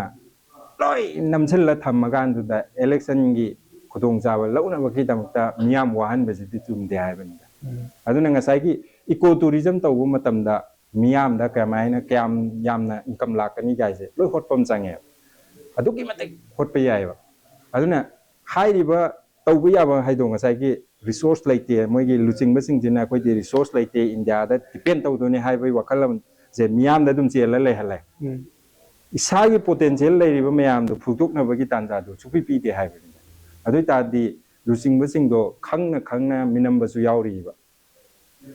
ꯂꯨꯆꯤꯡꯕꯁꯤꯡꯗꯨꯗ ꯂꯥꯏꯔꯤꯛ ꯍꯩꯇꯕ ꯌꯥꯎꯗꯕ ꯅꯠꯇꯦ ꯑꯥꯏ ꯑꯦꯁ ꯃꯌꯥꯝ ꯌꯥꯎꯔꯤꯅꯤ ꯑꯥꯏ ꯑꯦꯁ ꯃꯌꯥꯝ ꯌꯥꯎꯔꯤꯅꯤ ꯃꯣꯏꯁꯨ ꯀꯩꯗꯧꯕꯒꯤ ꯑꯁꯤ ꯄꯣꯠꯁꯤꯡꯁꯦ ꯈꯪꯅ ꯈꯪꯅ ꯃꯣꯏ ꯀꯩꯗꯧꯕꯒꯤ ꯅꯝꯁꯤꯜꯂ ꯊꯝꯃꯤꯅꯣ ꯁꯤ ꯑꯗꯨ ꯑꯣꯏꯇꯥꯔꯒꯗꯤ ꯃꯥꯒꯤ ꯂꯥꯛꯐꯝ ꯊꯣꯛꯄ ꯄꯩꯁꯥ ꯃꯌꯥꯝ ꯑꯃ ꯂꯩꯔꯤ ꯑꯃ ꯇꯧꯔꯤ ꯑꯗꯨꯗ ꯑꯩꯈꯣꯏꯒꯤ ꯃꯤꯑꯣꯏꯕꯒꯤ ꯏꯀꯣꯅꯣꯃꯤꯁꯤ ꯍꯦꯟꯒꯠꯂꯛꯅꯕꯒꯤ ꯇꯧꯕ ꯌꯥꯕ ꯊꯕꯛ ꯃꯌꯥꯝ ꯑꯃꯗꯣ ꯇꯧꯗꯅ ꯂꯩ ꯇꯥꯔꯒꯗꯤ ꯀꯩꯗꯧꯅꯦꯕ ꯃꯣꯏꯗꯣ ꯂꯨꯆꯤꯡꯕ ꯑꯣꯏꯅ ꯂꯩꯔꯤꯅꯣ ꯂꯥꯛꯆꯤꯡꯕ ꯋꯥ ꯑꯃꯈꯛꯁꯤ ꯑꯩꯈꯣꯏ ꯃꯅꯤꯄꯨꯔꯒꯤ ꯍꯧꯖꯤꯛ ꯂꯩꯔꯤꯕ ꯁꯤꯆꯨꯋꯦꯁꯟꯁꯤ ꯑꯣꯖꯥꯁꯤꯡꯁꯨ ꯍꯦꯟꯅ ꯈꯪꯕꯤꯔꯛꯏꯀꯣ ꯃꯁꯤꯒꯤ ꯐꯤꯕꯝꯁꯤꯗ ꯃꯈꯥ ꯇꯥꯅ ꯆꯍꯤ 10ꯃꯨꯛꯀ ꯆꯠꯈ꯭ꯔꯕ ꯃꯅꯤꯄꯨꯔꯁꯦ ꯆꯍꯤ 10ꯒꯤ ꯃꯇꯨꯡꯗ ꯃꯅꯤꯄꯨꯔꯁꯦ ꯀꯔꯝꯕ ꯐꯤꯕꯝꯗ ꯂꯩꯅꯤ ꯀꯥꯏꯅ ꯈꯜꯂꯤ ꯑꯣꯖꯥꯒꯤ ꯋꯥꯈꯜꯂꯣꯟꯗ ꯍꯧꯖꯤꯛ ꯂꯩꯔꯤꯕ ꯐꯤꯕꯝꯁꯤꯗꯒꯤ ꯑꯗꯨꯝ ꯆꯠꯂꯒ ꯆꯍꯤ 10ꯃꯨꯛ ꯂꯩ ꯇꯥꯔꯒꯗꯤ ꯑꯩꯈꯣꯏꯅ ꯈꯟꯕꯗ ꯃꯥꯒꯤ ꯉꯁꯥꯏ ꯀꯨꯀꯤꯁꯤꯡꯅ ꯇꯥꯜꯂꯤꯕ ꯁꯦꯄꯔꯦꯠ ꯑꯦꯗꯃꯤꯅꯤꯁꯇ꯭ꯔꯦꯁꯟꯒ ꯍꯥꯏꯁꯦ ꯑꯣꯏꯗ꯭ꯔꯁꯨ ꯑꯗꯨꯝ ꯑꯣꯏꯔꯅꯤ ꯑꯗꯨꯒꯤ ꯅꯥꯒꯥꯁꯤꯡꯅ ꯄꯥꯝꯃꯤꯕ ꯀꯩꯗꯧꯔꯤꯕ ꯃꯌꯥꯝꯁꯤꯡꯁꯦ ꯑꯗꯨꯝ ꯐꯪꯈ꯭ꯔꯅꯤꯀꯣ ꯑꯗ ꯑꯩꯈꯣꯏꯅ ꯍꯥꯏꯗꯤ ꯉꯁꯥꯏꯒꯤ ꯁꯤꯒꯤ ꯀꯝꯃꯨꯅꯤꯇꯤ ꯄꯤꯛꯈ꯭ꯔꯕ ꯐꯨꯔꯨꯞ 33 ꯈꯛ ꯂꯩꯕ ꯃꯅꯤꯄꯨꯔꯁꯦ ꯈꯪꯕ꯭ꯔꯥ ꯁꯤꯗ ꯑꯩꯈꯣꯏꯅ ꯂꯨꯆꯤꯡꯕꯁꯤꯡꯗꯨꯒꯤ ꯁꯣꯏ ꯇꯥꯔꯒꯗꯤ ꯁꯤꯒꯤ ꯐꯨꯔꯨꯞ ꯃꯌꯥꯝꯁꯤꯡꯁꯤꯁꯨ ꯅꯨꯡꯁꯤꯅ ꯆꯥꯟꯅꯅ ꯂꯩꯕꯒꯤ ꯄꯣꯠꯁꯤꯡꯁꯤ ꯉꯝꯃꯣꯏꯗꯧꯕꯒꯤ ꯃꯔꯝꯗꯨꯅꯤꯀꯣ ꯑꯩꯈꯣꯏꯅ ꯍꯥꯏꯖꯔꯤꯁꯦ ꯍꯧꯖꯤꯛꯀꯤ ꯀꯝꯃꯨꯅꯤꯇꯤ ꯕꯦꯁꯇ ꯄꯣꯂꯤꯇꯤꯛꯁ ꯇꯧꯕꯒꯤ ꯃꯇꯝ ꯅꯠꯇꯦ ꯀꯣ ꯑꯗꯨꯒ ꯉꯁꯥꯏ ꯍꯥꯏꯔꯤꯕ ꯑꯩꯈꯣꯏꯒꯤ ꯀꯝꯃꯨꯅꯤꯇꯤ ꯂꯩꯔꯤꯕ ꯃꯌꯥꯝꯗो ꯑꯩꯈꯣꯏ ꯌꯥꯝꯅ ꯄꯤꯛꯄ ꯃꯤ 1,000 ꯁꯨꯗꯕ ꯐꯨꯔꯨꯞ ꯂꯩꯔꯤꯕ ꯄꯨꯔꯨꯝꯒ ꯍꯥꯏꯁꯦ 900ꯀ ꯈꯔ ꯈꯛꯇꯪꯅꯦ ꯂꯩ ꯍꯥꯏꯁꯦ ꯑꯗꯨ ꯑꯣꯏꯇꯥꯔꯒꯗꯤ ꯑꯩꯈꯣꯏ ꯃꯅꯤꯄꯨꯔꯗꯁꯨ ꯃꯣꯏꯒꯤ ꯚꯣꯏꯁꯁꯦ ꯇꯥꯒꯦ ꯍꯥꯏ ꯇꯥꯔꯒꯗꯤ ꯂꯣꯋꯔ ꯀꯥꯎꯟꯁꯤꯜ ꯑꯃ ꯁꯦꯝꯕ ꯑꯃꯇꯪꯅꯦꯕ ꯃꯅꯤꯄꯨꯔꯗ ꯂꯩꯔꯤꯕ ꯐꯨꯔꯨꯞ ꯈꯨꯗꯤꯡꯃꯛꯀꯤ ꯃꯤ ꯑꯅꯤ ꯑꯃꯗꯤ ꯑꯦꯁꯦꯝꯕ꯭ꯂꯤꯒꯤ ꯇꯥꯏꯞꯇ ꯀꯥꯎꯟꯁꯤꯜ ꯑꯃ ꯁꯦꯝꯕ ꯑꯃ ꯆꯪꯉꯦꯕ ꯑꯗꯨ ꯑꯣꯏꯇꯥꯔꯗꯤ ꯀꯥꯎꯟꯁꯤꯜꯗꯨꯗ ꯃꯣꯏꯒꯤ ꯀꯩꯅꯣ ꯃꯌꯥꯝꯁꯦ ꯄꯨꯈꯠꯂꯛꯑꯅꯤ ꯍꯥꯏꯗꯤ ꯃꯣꯏꯒꯤ ꯄꯦꯟꯗꯕ ꯃꯣꯏꯒꯤ ꯑꯋꯥꯠꯇꯕ ꯃꯌꯥꯝꯗꯨ ꯄꯨꯈꯠꯂꯛꯑꯀꯥꯟꯗ ꯃꯣꯏꯅ ꯈꯟꯅꯔꯒ ꯑꯦꯁꯦꯝꯕ꯭ꯂꯤꯗ ꯑꯃꯨꯛ ꯄꯨꯈꯠꯂꯛꯑꯒ ꯈꯟꯅꯕ ꯑꯃ ꯆꯪꯉꯦꯕ ꯑꯗꯨ ꯑꯣꯏꯇꯥꯔꯒꯗꯤ ꯉꯁꯥꯏ ꯍꯥꯏꯔꯤꯕ ꯑꯄꯤꯛꯄ ꯐꯨꯔꯨꯞꯁꯤꯡꯁꯦ ꯌꯦꯡꯕꯤꯅꯕꯒꯤ ꯄꯣꯠꯇꯣ ꯑꯃ ꯂꯩꯔꯛꯑꯔꯣꯏꯕ ꯀꯩꯅꯣꯗꯤ ꯀꯝꯃꯨꯅꯤꯇꯤ ꯕꯦꯁꯇ ꯇꯧꯕ ꯄꯣꯂꯤꯇꯤꯁꯤꯌꯟ ꯉꯥꯛꯇ ꯑꯣꯏꯕꯅꯤꯅ ꯁꯝꯅ ꯍꯥꯏꯔꯀꯥꯟꯗ ꯑꯩ ꯑꯟꯗ꯭ꯔꯣꯅꯤ ꯁꯦꯗꯨꯜ ꯀꯥꯁꯅꯤ ꯍꯥꯏꯔꯒ ꯑꯩ ꯁꯦꯗꯨꯜ ꯀꯥꯁ ꯈꯛ ꯌꯦꯡ ꯂꯩꯇꯥꯔꯗꯤ ꯉꯁꯥꯏꯒꯤ ꯂꯦꯝꯍꯧꯔꯤꯕ ꯃꯌꯥꯝꯗꯨꯅꯗꯤ ꯂꯣꯏ ꯋꯥꯔꯧꯂꯛꯇꯕ ꯑꯗꯨꯃꯥꯏꯅ ꯄꯤꯛꯈ꯭ꯔꯕ ꯐꯨꯔꯨꯞꯁꯤꯡꯁꯤꯒꯤ ꯔꯤꯄ꯭ꯔꯖꯦꯟ ꯇꯧꯅꯕ ꯉꯝꯅꯕꯀꯣ ꯍꯥꯏꯗꯤ ꯃꯣꯏꯒꯤ ꯀꯩꯅꯣ ꯂꯋꯔ ꯀꯥꯎꯟꯁꯤꯜ ꯑꯃ ꯍꯥꯏꯒꯗ꯭ꯔꯥ ꯀꯔꯤ ꯑꯦꯁꯦꯝꯕ꯭ꯂꯤ ꯀꯥꯎꯟꯁꯤꯜ ꯍꯥꯏꯒꯗ꯭ꯔꯥ ꯀꯩꯅꯣ ꯑꯃ ꯁꯦꯝꯕ ꯑꯃ ꯆꯪꯉꯦꯕ ꯑꯗꯨꯅ ꯐꯨꯔꯨꯞ ꯈꯨꯗꯤꯡꯃꯛꯀꯤ ꯔꯤꯄ꯭ꯔꯖꯦꯟꯇꯦꯇꯤꯚ ꯑꯃꯃꯝ ꯑꯣꯏꯒꯦꯔꯥ ꯑꯅꯤ ꯑꯣꯏꯒꯦꯔꯥ ꯄꯨꯈꯠꯂꯛꯑꯀꯥꯟꯗ ꯃꯣꯏꯒꯤ ꯒ꯭ꯔꯤꯚꯦꯟꯁꯦꯁ ꯍꯥꯏꯒꯗ꯭ꯔꯥ ꯃꯣꯏꯒꯤ ꯄꯦꯟꯗꯕ ꯑꯄꯦꯟꯕ ꯃꯌꯥꯝꯁꯤꯡꯗꯨ ꯄꯨꯈꯠꯂꯛꯑꯒ ꯅꯩꯅꯐꯝ ꯑꯃ ꯆꯪꯉꯦꯕ ꯑꯗꯨ ꯅꯠꯇ꯭ꯔꯒꯗꯤ ꯉꯁꯥꯏꯒꯤ ꯁꯤꯒꯤ ꯂꯩꯔꯤꯕ ꯐꯤꯕꯝꯁꯤꯗ ꯑꯗꯨꯝ ꯆꯠꯈꯤ ꯇꯥꯔꯒꯗꯤ ꯑꯩꯈꯣꯏ ꯃꯅꯤꯄꯨꯔꯁꯦ ꯇꯪꯗꯨ ꯂꯩꯇꯥꯕꯁꯨ ꯁꯨꯡꯉꯝ ꯉꯝꯈꯤꯔꯣꯏꯀꯣ ꯑꯗꯨꯅ ꯑꯩꯈꯣꯏꯒꯤ ꯂꯨꯆꯤꯡꯕꯁꯤꯡꯁꯤꯅ ꯋꯥꯈꯜ ꯑꯃꯨꯛꯇꯪ ꯈꯜꯂꯒ ꯇꯨꯡꯒꯤ ꯐ꯭ꯌꯨꯆꯔꯒꯤꯗꯃꯛꯇ ꯈꯜꯂꯒꯀꯣ ꯃꯣꯏꯔꯣꯝꯗ ꯍꯥꯏꯗꯤ ꯌꯥꯝꯅ ꯀꯟꯁꯇ꯭ꯔꯛꯇꯤꯚ ꯑꯣꯏꯕ ꯑꯗꯨꯒ ꯌꯥꯝꯅ ꯋꯥꯈꯜ ꯆꯥꯎꯊꯣꯛꯄ ꯑꯃ ꯆꯪꯉꯤ ꯑꯗꯨꯒ ꯑꯩꯈꯣꯏꯒꯤ ꯑꯈꯨꯕ ꯃꯤꯠꯌꯦꯡꯗ ꯅꯠꯇꯕ ꯒ꯭ꯂꯣꯕꯦꯜꯒꯤ ꯑꯩꯈꯣꯏꯒꯤ ꯆꯥꯎꯈꯠꯄꯁꯤꯅ ꯀꯔꯤꯅꯣ ꯍꯥꯏꯕꯗꯨꯃ ꯎꯕ ꯉꯝꯕ ꯂꯤꯗꯔ ꯈꯔ ꯗꯔꯀꯥꯔ ꯂꯩꯌꯦꯕ ꯑꯗꯨꯒꯤ ꯂꯤꯗꯔꯁꯤꯡꯗꯣ ꯄꯩꯁꯥꯅ ꯂꯩꯕ ꯐꯪꯉꯣꯏ ꯑꯗꯨꯒ ꯄꯩꯁꯥ ꯄꯥꯏꯕꯁꯤꯡꯁꯤꯅ ꯀꯩꯅꯣ ꯇꯧꯒꯦ ꯍꯥꯏꯔꯁꯨ ꯉꯝꯃꯣꯏꯕ ꯀꯔꯤꯅꯣꯗꯤ ꯑꯗꯨꯗꯤ ꯋꯥꯈꯜꯂꯣꯟꯗ ꯄꯣꯂꯤꯁꯤꯗ ꯂꯥꯛꯀꯗꯧꯅꯤ ꯑꯣꯖꯥ ꯍꯟꯗꯛꯀꯤ ꯏꯔꯥꯡꯁꯤꯒꯤ ꯃꯔꯛꯇ ꯑꯩꯈꯣꯏꯅ ꯌꯥꯝꯅ ꯇꯥꯕ ꯑꯃ ꯍꯥꯏꯔꯒꯗꯤ ꯀꯣꯔ ꯏꯁꯨꯁꯦ ꯌꯥꯝ ꯍꯥꯏꯅ ꯇꯥꯏ ꯍꯥꯏꯇꯥꯔꯦ ꯑꯣꯄꯣꯖꯤꯁꯟ ꯑꯣꯏꯒꯗ꯭ꯔꯥ ꯃꯣꯏꯅ ꯍꯥꯏꯕ ꯃꯇꯝꯗ ꯂꯩꯉꯥꯛ ꯑꯁꯤꯅ ꯀꯣꯔ ꯏꯁꯨ ꯅꯥꯊꯩꯔꯒ ꯃꯌꯥꯝꯕꯨ ꯄꯨꯅꯕ ꯍꯣꯠꯅꯔꯦ ꯍꯥꯏꯕ ꯑꯃ ꯌꯥꯝ ꯇꯣꯏꯅ ꯍꯥꯏ ꯑꯗꯒꯤ ꯔꯨꯂꯤꯡ ꯄꯥꯔꯇꯤꯒꯤ ꯃꯥꯏꯀꯩꯗꯁꯨ ꯀꯣꯔ ꯏꯁꯨꯁꯤꯡꯁꯦ ꯃꯃꯨꯠ ꯇꯥꯅ ꯈꯪꯗꯅ ꯍꯦꯛꯇ ꯂꯥꯟꯅ ꯀꯩꯅꯣ ꯇꯧꯔꯦ ꯑꯩꯈꯣꯏ ꯀꯣꯔ ꯏꯁꯨꯁꯦ ꯃꯨꯟꯅ ꯈꯪꯀꯥꯟꯗ ꯊꯕꯛ ꯇꯧꯒꯗꯕꯅꯤ ꯍꯥꯏꯕꯅꯆꯤꯡꯕ ꯋꯥꯐꯝꯁꯦ ꯀꯣꯔ ꯏꯁꯨ ꯍꯥꯏꯕꯁꯤ ꯌꯥꯝ ꯃꯔꯨ ꯑꯣꯏꯕ ꯏꯁꯨ ꯃꯣꯏꯅ ꯉꯥꯡꯉꯤ ꯃꯅꯤꯄꯨꯔꯒꯤ ꯍꯧꯖꯤꯛ ꯑꯣꯏꯔꯤꯕ ꯐꯤꯕꯝꯁꯤꯗ ꯍꯥꯏꯇꯥꯔꯦ ꯑꯣꯖꯥꯒꯤ ꯃꯤꯠꯌꯦꯡꯗ ꯀꯣꯔ ꯏꯁꯨꯁꯦ ꯀꯔꯤꯅꯦꯅ ꯈꯜꯂꯤ ꯑꯗꯨꯒ ꯃꯁꯤꯒꯤ ꯁꯣꯂꯨꯁꯟ ꯑꯃ ꯀꯃꯥꯏꯅ ꯊꯝꯕꯤꯅꯤꯡꯉꯤ ꯑꯣꯖꯥ ꯃꯅꯤꯄꯨꯔꯗ ꯑꯩ ꯉꯁꯥꯏ ꯍꯥꯏꯖꯕꯗꯣ ꯀꯣꯔ ꯏꯁꯨ ꯍꯥꯏꯔꯀꯥꯟꯗꯨꯗ ꯑꯩꯈꯣꯏꯅ ꯀꯣꯔ ꯏꯁꯨꯁꯤ ꯌꯥꯝꯃꯟꯈꯤꯕꯅꯤꯅꯀꯣ ꯀꯣꯔ ꯏꯁꯨꯁꯤ ꯑꯩꯈꯣꯏꯒꯤ ꯍꯥꯏꯗꯤ ꯁꯤꯅ ꯀꯣꯔꯁꯨꯅꯦꯅ ꯄꯨꯊꯣꯛꯄ ꯌꯥꯗꯕ ꯄꯣꯠ ꯐꯤꯕꯝꯗꯨꯅꯦꯕ ꯂꯩꯔꯤꯁꯦ ꯑꯗꯨꯕꯨ ꯍꯧꯖꯤꯛ ꯏꯁꯝ ꯁꯝꯅ ꯍꯥꯏꯔꯀꯥꯟꯗꯗꯤ ꯑꯩꯈꯣꯏꯅ ꯉꯁꯥꯏꯒꯤ ꯃꯊꯪꯒꯤ ꯏꯂꯦꯛꯁꯟ ꯇꯧꯗꯣꯔꯦꯀꯣ ꯑꯩꯈꯣꯏ ꯃꯅꯤꯄꯨꯔꯗ ꯑꯗꯨꯛꯀꯤ ꯃꯇꯤꯛ ꯃꯤꯇꯣꯞ ꯃꯤꯔꯥꯟꯆꯥ ꯂꯩꯔꯦ ꯍꯥꯏꯕꯁꯤ ꯄ꯭ꯔꯨꯞ ꯂꯣꯏꯅ ꯂꯣꯏ ꯂꯩꯔꯕ ꯉꯥꯛꯇꯅꯤꯀꯣ ꯍꯥꯏꯗꯤ ꯑꯗꯨꯅ ꯗꯤꯂꯤꯃꯤꯇꯦꯁꯟ ꯇꯧꯕ ꯌꯥꯔꯣꯏ SIR ꯇꯧꯕꯗ ꯅꯤꯌꯣꯝ ꯆꯨꯝꯅ ꯇꯧꯒꯗꯧꯅꯤ ꯀꯥꯏꯅ ꯂꯥꯛꯏꯕꯁꯦ ꯁꯤꯁꯦ ꯀꯣꯔ ꯏꯁꯨ ꯑꯃꯅꯦꯕꯀꯣ ꯀꯣꯔ ꯏꯁꯨ ꯍꯥꯏꯕꯗꯤ ꯉꯁꯥꯏꯒꯤ ꯃꯤꯇꯣꯞ ꯃꯤꯔꯥꯟꯆꯥꯁꯤꯡꯗꯣ ꯌꯥꯎꯔꯒ ꯆꯠꯈꯤ ꯇꯥꯔꯗꯤ ꯋꯥꯟꯁ SIR ꯁꯤꯅ ꯂꯣꯏꯈ꯭ꯔꯕ ꯑꯗꯨ ꯑꯣꯏꯇꯥꯔꯒꯗꯤ SIR ꯁꯤ ꯍꯦꯛ ꯂꯣꯏꯈ꯭ꯔ ꯃꯇꯨꯡꯗ ꯃꯥꯁꯤ ꯏꯂꯦꯛꯇꯣꯔꯦꯜ ꯔꯣꯜꯗ ꯆꯪꯈ꯭ꯔꯕ ꯑꯗꯨ ꯏꯟꯗꯤꯌꯟ ꯁꯤꯇꯤꯖꯦꯟ ꯑꯣꯏꯒꯗꯣꯏꯅꯦ ꯑꯗꯨꯅ ꯍꯧꯖꯤꯛꯀꯤ ꯍꯥꯏꯔꯤꯕꯁꯤꯡꯁꯤꯗ ꯑꯩꯈꯣꯏꯒꯤ ꯆꯤꯡꯒꯤ ꯂꯝ ꯍꯥꯏꯇꯥꯔꯦꯅꯦꯀꯣ ꯍꯟꯗꯛ ꯃꯣꯏꯒꯤ ꯑꯩꯈꯣꯏꯅ ꯁꯨꯝ ꯑꯩꯈꯣꯏꯒꯤꯗꯁꯨ ꯔꯤꯄꯣꯔꯠ ꯑꯃꯗꯤ ꯂꯩꯖꯔꯦ ꯑꯗꯨꯕꯨ ꯆꯤꯡꯒꯤ ꯂꯝ ꯀꯩꯀꯩꯁꯤꯡꯁꯤꯗ ꯑꯗꯨꯝ ꯑꯩꯈꯣꯏꯅ ꯍꯣꯠꯂꯒ ꯌꯦꯡꯕꯗ ꯃꯣꯏ ꯄꯣꯄꯨꯂꯦꯁꯟ ꯒ꯭ꯔꯣꯠꯁꯦ ꯁꯨꯝ ꯌꯦꯡꯉꯀꯥꯟꯗ ꯃꯐꯝ ꯈꯔꯗꯗꯤ ꯃꯃꯥ ꯑꯃꯅ ꯆꯍꯤ ꯑꯃꯗ ꯑꯉꯥꯡ 3 ꯄꯣꯛꯄꯒꯤ ꯐꯤꯕꯝ ꯐꯥꯎ ꯂꯩꯔꯦꯕ ꯑꯗꯨꯒꯤ ꯆꯥꯟꯅꯗꯕ ꯍꯥꯏꯇꯥꯔꯦ ꯑꯩꯈꯣꯏꯒꯤ ꯕꯥꯏꯑꯣꯂꯣꯖꯤꯀꯦꯜ ꯑꯣꯏꯕ ꯄꯣꯠꯇꯨꯒ ꯃꯣꯏꯅ ꯀꯩꯅꯣꯒꯤ ꯍꯧꯖꯤꯛ ꯔꯤꯄꯣꯔꯠꯇ ꯂꯩꯔꯤꯗꯨꯒ ꯗꯦꯇꯥꯗ ꯂꯩꯔꯤꯗꯨꯒ ꯕꯥꯏꯑꯣꯂꯣꯖꯤꯀꯦꯜ ꯑꯣꯏꯕ ꯄꯣꯠꯇꯨꯒ ꯆꯥꯟꯅꯗꯕ ꯐꯤꯕꯝꯁꯨ ꯃꯌꯥꯝ ꯂꯩꯔꯤꯕ ꯑꯗꯨꯅ ꯑꯩꯈꯣꯏꯒꯤ ꯍꯧꯖꯤꯛꯀꯤ ꯑꯣꯏꯅꯗꯤ ꯑꯩꯈꯣꯏꯒꯤ ꯈ꯭ꯋꯥꯏꯗꯒꯤ ꯃꯔꯨꯑꯣꯏꯕ ꯄꯣꯠꯁꯦ ꯁ꯭ꯇꯦꯠꯁꯤꯃ ꯂꯩꯉꯥꯛꯀꯦ ꯍꯥꯏꯇꯥꯔꯒꯗꯤ ꯑꯩꯈꯣꯏꯁꯦ ꯑꯩꯈꯣꯏꯒꯤ ꯆꯞ ꯆꯥꯕ ꯃꯤꯁꯤꯡꯁꯤ ꯀꯌꯥꯅꯣ ꯀꯣ ꯃꯤꯇꯣꯞꯅ ꯀꯌꯥꯅꯣ ꯑꯗꯨꯒ ꯑꯩꯈꯣꯏꯒꯤ ꯃꯤꯇꯣꯞꯁꯤꯡꯁꯤꯅ ꯀꯃꯥꯏꯅ ꯈꯟꯗꯣꯛꯑꯀꯥꯟꯗꯨꯗ ꯃꯥꯏ ꯃꯐꯝ ꯆꯥꯕ ꯃꯐꯝꯗ ꯀꯃꯥꯏꯅ ꯊꯝꯒꯅꯤ ꯍꯥꯏꯕꯁꯦ ꯁꯤꯁꯦ ꯑꯣꯄꯣꯖꯤꯁꯟ ꯔꯨꯂꯤꯡ ꯈꯥꯏꯗꯕꯤꯗꯀꯣ ꯃꯣꯏ ꯂꯩꯔꯤꯕ ꯍꯨꯝꯐꯨꯗꯨꯅ ꯑꯝꯇꯪ ꯃꯨꯟꯅ ꯈꯟꯃꯤꯟꯅꯔꯀꯥꯟꯗꯨꯗ ꯇꯧꯕ ꯑꯃ ꯆꯪꯉꯦ ꯅꯠꯇ꯭ꯔꯒꯗꯤ ꯑꯩꯈꯣꯏꯅ ꯃꯅꯤꯄꯨꯔꯒꯤ ꯀꯣꯔꯁꯨ ꯌꯥꯝꯃꯤꯀꯣ ꯑꯇꯣꯞ ꯑꯇꯣꯞꯄ ꯑꯩꯈꯣꯏꯒꯤ ꯂꯥꯜꯍꯧꯕꯒꯤ ꯂꯩꯔꯤꯀꯣ ꯑꯗꯨꯒꯤ ꯑꯩꯈꯣꯏꯒꯤ ꯑꯇꯣꯞ ꯑꯇꯣꯞꯄ ꯁꯤꯒꯤ ꯀꯥꯡꯂꯨꯞꯀꯤ ꯏꯔꯥꯡꯒꯤ ꯃꯌꯥꯝ ꯑꯃ ꯂꯩꯔꯤꯀꯣ ꯑꯗꯨꯕꯨ ꯁꯤ ꯃꯌꯥꯝꯁꯤꯡꯁꯤ ꯂꯣꯏ ꯂꯩꯇꯕꯗꯤ ꯅꯠꯇꯦ ꯍꯧꯖꯤꯛ ꯀꯣꯔ ꯏꯁꯨ ꯉꯥꯛꯇꯅꯤ ꯇꯧꯕꯇꯕꯨ ꯍꯧꯖꯤꯛ ꯍꯥꯏꯔꯤꯕ ꯃꯤꯇꯣꯞ ꯃꯤꯌꯥꯟꯆꯥꯁꯤꯡꯗꯣ ꯊꯣꯛꯈꯤ ꯇꯥꯔꯒꯗꯤ ꯌꯥꯎꯗ ꯇꯥꯔꯒꯗꯤ ꯍꯥꯟꯅꯗꯩ ꯂꯩꯃꯤꯟꯅꯔꯛꯄ ꯃꯌꯥꯝꯁꯤꯡꯁꯤꯗꯤ ꯑꯃꯨꯛꯀꯁꯨ ꯅꯨꯡꯁꯤꯅꯔꯛꯀꯅꯦꯕ ꯑꯗꯨꯕꯨ ꯃꯣꯏꯁꯤꯡꯗꯨꯅ ꯍꯥꯏꯗꯤ ꯁꯤꯡꯖꯦꯞ ꯊꯥꯔ ꯂꯩꯔꯕꯅꯤꯅ ꯅꯨꯡꯁꯤꯅꯕꯁꯤ ꯌꯥꯗꯕꯒꯤ ꯃꯆꯥꯛ ꯑꯃꯁꯨ ꯑꯣꯏꯕ꯭ꯔꯥꯅ ꯈꯜꯂꯦ ꯑꯣꯖꯥ ꯍꯧꯖꯤꯛꯁꯦ ꯃꯅꯤꯄꯨꯔꯗ ꯂꯨꯆꯤꯡꯕ ꯑꯃ ꯍꯥꯏꯇꯥꯔꯦ ꯌꯥꯝ ꯃꯇꯤꯛ ꯃꯊꯧꯅꯥ ꯂꯩꯕ ꯂꯨꯆꯤꯡꯕꯁꯦ ꯌꯥꯝ ꯃꯊꯧ ꯇꯥꯔꯤ ꯍꯥꯏꯕ ꯇꯥꯔꯦ ꯃꯌꯥꯝꯕꯨ ꯍꯨꯝꯃꯒ ꯄꯨꯕ ꯃꯌꯥꯝꯕꯨ ꯀꯩ ꯍꯥꯏꯇꯥꯔꯦ ꯂꯝꯖꯤꯡ ꯂꯝꯇꯥꯛꯄꯤꯕ ꯑꯃ ꯌꯥꯝꯅ ꯃꯊꯧ ꯇꯥꯏ ꯍꯧꯖꯤꯛꯀꯤ ꯂꯩꯔꯤꯕ ꯃꯅꯤꯄꯨꯔꯒꯤ ꯇꯪꯗꯨ ꯂꯩꯇꯥꯗꯕ ꯐꯤꯕꯝꯁꯤꯗ ꯑꯣꯖꯥꯒꯤ ꯋꯥꯈꯜꯂꯣꯟꯗ ꯃꯅꯤꯄꯨꯔꯗ ꯍꯧꯖꯤꯛ ꯑꯣꯖꯥꯅ ꯊꯥꯖꯖꯕ ꯍꯥꯏꯇꯥꯔꯦ ꯂꯨꯆꯤꯡꯕ ꯁꯤ ꯀꯅꯥ ꯑꯣꯏꯅ ꯈꯜꯂꯤ ꯍꯧꯖꯤꯛꯀꯤ ꯑꯣꯏꯅ ꯍꯥꯏꯇꯥꯔꯦ ꯍꯧꯖꯤꯛꯀꯤ ꯑꯣꯏꯅꯗꯤ ꯑꯗꯨ ꯑꯩꯒꯤ ꯍꯥꯏꯃꯟꯕ ꯊꯣꯛꯀꯅꯤ ꯑꯗꯣ ꯑꯩꯈꯣꯏꯅ ꯁꯨꯝ ꯌꯦꯡꯉꯛꯄ ꯃꯇꯝꯗ ꯍꯧꯖꯤꯛ ꯂꯩꯔꯤꯕꯁꯤꯡꯁꯤꯗꯗꯤ ꯂꯨꯆꯤꯡꯕ ꯑꯃꯐꯥꯎ ꯂꯩꯇꯦꯅ ꯂꯧꯖꯒꯦ ꯀꯩꯒꯤꯅꯣꯗꯤ ꯆꯍꯤ 3ꯒꯤ ꯊꯧꯗꯣꯛꯁꯤꯗ ꯀꯅꯥꯒꯨꯝꯕ ꯑꯃꯇꯅ ꯑꯩ ꯃꯅꯤꯄꯨꯔꯒꯤ ꯁꯤꯒꯤꯗꯃꯛꯇ ꯁꯨꯃꯥꯏꯅ ꯇꯧꯔꯤꯅ ꯊꯣꯛꯂꯛꯈꯤꯕ ꯑꯃꯐꯥꯎ ꯎꯈꯤꯗ꯭ꯔꯦꯀꯣ ꯍꯥꯏꯗꯤ ꯃꯥꯒꯤ ꯉꯝꯖꯕ ꯑꯗꯨꯝ ꯃꯇꯦꯡꯗꯤ ꯂꯣꯟꯅ ꯄꯥꯡꯉꯝꯕꯗꯤ ꯌꯥꯏ ꯑꯗꯨ ꯚꯣꯏꯁ ꯑꯣꯏꯅ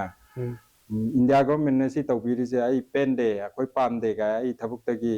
ꯔꯤꯖꯥꯏꯟ ꯇꯧꯔꯦ ꯑꯗꯨꯒ ꯑꯩ ꯁꯤ ꯈꯣꯡꯖꯪꯁꯤꯃ ꯆꯪꯁꯤꯜꯂꯅꯤ ꯀꯥꯏꯅ ꯊꯣꯛꯂꯛꯄꯗꯤ ꯑꯃꯐꯥꯎ ꯎꯗꯦꯕ ꯑꯗꯨꯅ ꯍꯧꯖꯤꯛꯀꯤ ꯃꯇꯥꯡꯁꯤꯗꯗꯤ ꯍꯧꯖꯤꯛ ꯂꯩꯔꯤꯕ ꯂꯨꯆꯤꯡꯕꯁꯤꯡꯁꯤꯗ ꯃꯥꯒꯤ ꯐꯝꯗꯨꯅ ꯍꯦꯟꯅ ꯂꯨꯔꯒ ꯂꯩꯕꯥꯛ ꯃꯤꯌꯥꯝꯒ ꯆꯠꯃꯤꯟꯅꯅꯤꯡꯕꯒꯤ ꯄꯣꯠ ꯑꯃꯗꯤ ꯎꯗ꯭ꯔꯦꯀꯣ ꯑꯗꯨꯅ ꯉꯁꯥꯏ ꯍꯧꯖꯤꯛ ꯍꯪꯕꯤꯈꯤꯕ ꯀꯣꯏꯁꯟꯗꯨꯗ ꯍꯧꯖꯤꯛꯀꯤ ꯑꯣꯏꯅꯗꯤ ꯂꯩꯇꯦ ꯑꯗꯨꯕꯨ ꯑꯩꯈꯣꯏꯅ ꯇꯨꯡꯗ ꯊꯣꯛꯂꯛꯀꯗꯧꯔꯤꯕꯁꯤꯡꯁꯤꯗꯤ ꯑꯗꯨ ꯉꯝꯕꯁꯤ ꯀꯔꯤꯗꯩ ꯇꯧꯔꯛꯀꯅꯤ ꯍꯥꯏ ꯀꯥꯟꯗꯗꯤ ꯑꯩꯈꯣꯏꯅ ꯍꯥꯏꯗꯣ ꯉꯁꯥꯏ ꯇꯤꯝ ꯋꯥꯔꯛꯇꯅꯦꯕ ꯇꯤꯝ ꯋꯥꯔꯛ ꯍꯥꯏꯁꯤ ꯀꯅꯥꯅꯣ ꯍꯥꯏ ꯀꯥꯟꯗꯗꯤ MLA 60 ꯑꯣꯏꯗꯣꯏꯅꯦꯕ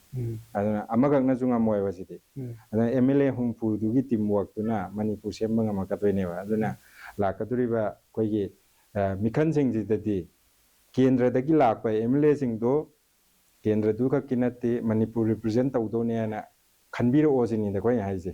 ꯑꯩꯈꯣꯏꯒꯤ ꯃꯣꯠꯅꯤꯀꯣ ꯁꯤꯅ ꯑꯗꯨꯅ ꯀꯦꯟꯗ꯭ꯔꯗꯨꯗ ꯑꯩ ꯃꯥꯒ ꯅꯛꯅꯕꯅꯤ ꯑꯩ ꯁꯥꯒꯩ ꯅꯥꯇꯩꯅꯤ ꯃꯥꯅ ꯄꯩꯁꯥ ꯄꯤꯕꯅꯤ ꯑꯩꯒꯤ ꯑꯋꯥꯕꯗ ꯃꯇꯦꯡ ꯄꯥꯡꯈꯤꯅꯤꯅ ꯈꯟ ꯇꯥꯔꯒꯗꯤ ꯂꯩꯀꯥꯏꯗꯨꯗꯩ ꯑꯗꯨꯝ ꯍꯦꯟꯗꯣꯛꯄ ꯉꯝꯃꯔꯣꯏꯕ ꯑꯣꯖꯥ ꯉꯁꯥꯏꯗꯒꯤ ꯈꯟꯅꯕꯁꯤꯗ ꯏꯂꯦꯛꯁꯟꯁꯦ ꯌꯥꯝ ꯃꯔꯨꯑꯣꯏꯕ ꯇꯣꯄꯤꯛ ꯑꯃꯅꯒ ꯑꯣꯖꯥꯁꯨ ꯏꯂꯦꯛꯁꯟ ꯊꯦꯡꯅꯕ ꯑꯃꯈꯛꯅꯤꯅ ꯑꯗꯣ ꯍꯧꯖꯤꯛꯁꯦ ꯃꯌꯣꯜ ꯍꯥꯏꯕ ꯌꯨꯠꯀꯤ ꯂꯨꯞ ꯑꯃꯅꯁꯨ ꯏꯂꯦꯛꯁꯟꯁꯤ ꯅꯤꯌꯣꯝ ꯆꯨꯝꯅ ꯄꯥꯡꯊꯣꯛꯅꯕꯒꯤꯗꯃꯛꯇ ꯃꯈꯣꯏꯒꯤ ꯆꯍꯤ ꯑꯃ ꯆꯨꯝꯅ ꯀꯦꯝꯄꯦꯟ ꯑꯃꯈꯛ ꯄꯥꯡꯊꯣꯛꯀꯅꯤ ꯍꯧꯗꯣꯛꯈꯤꯕ ꯂꯩꯈ꯭ꯔꯕꯅꯤ ꯍꯥꯏꯇꯥꯔꯦ ꯑꯣꯖꯥꯅꯁꯨ ꯊꯦꯡꯅꯕꯤꯔꯝꯒꯅꯤ ꯑꯣꯖꯥ ꯃꯁꯤꯗ ꯑꯩꯅ ꯂꯥꯛꯆꯅꯤꯡꯕ ꯋꯥꯍꯪꯁꯤ ꯃꯅꯤꯄꯨꯔꯗ ꯍꯧꯖꯤꯛ ꯀꯣꯚꯤꯗꯀꯤ ꯈꯝ ꯊꯦꯡꯅ ꯋꯥꯔꯨꯔꯦ ꯑꯗꯨꯒꯤ खर खर हिंकलक मतमजिद अमुक चाही अहुम लोमजे अमुक हुजिकी इरांगिना कमजिंगना वाव मैम हुजिक रिलीफ कैंप द मी कयाम हुजिक मयुम मकई लेजदना लेरी सोरोक्ता थोलागा मसाना साजब दुख खरा केंदन खरा योमी फिबम अमला दिमापुरदा कोई ट्रक थोरंबा ड्राइवर मयाम मुजिक थबक फंगदबा अदु कराय चखरगे हाइबा क्वेश्चन नमले मोय करी दबा हिंगे हाइबा क्वेश्चन मोरेदा ललोलंबा मोरे सिंजमई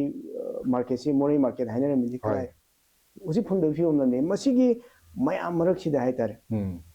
इलेक्शन दिन नक्सलानी अंगांग मयाम अम हाइबा तारे इसा इशूदु नाबा यावसलकनी एडमिशन गी अवाबा मयाम लेकनी मसिदा इलेक्शन नियम चुमना पांथोक पाइबसे यामना अराइबमदि ओइरो हाइबा खंजे हाइबा तारे पैसा मथुक ताकनी मतेंग पांग के हारकनी अंगांग नि सोमदा नारा लेरिनी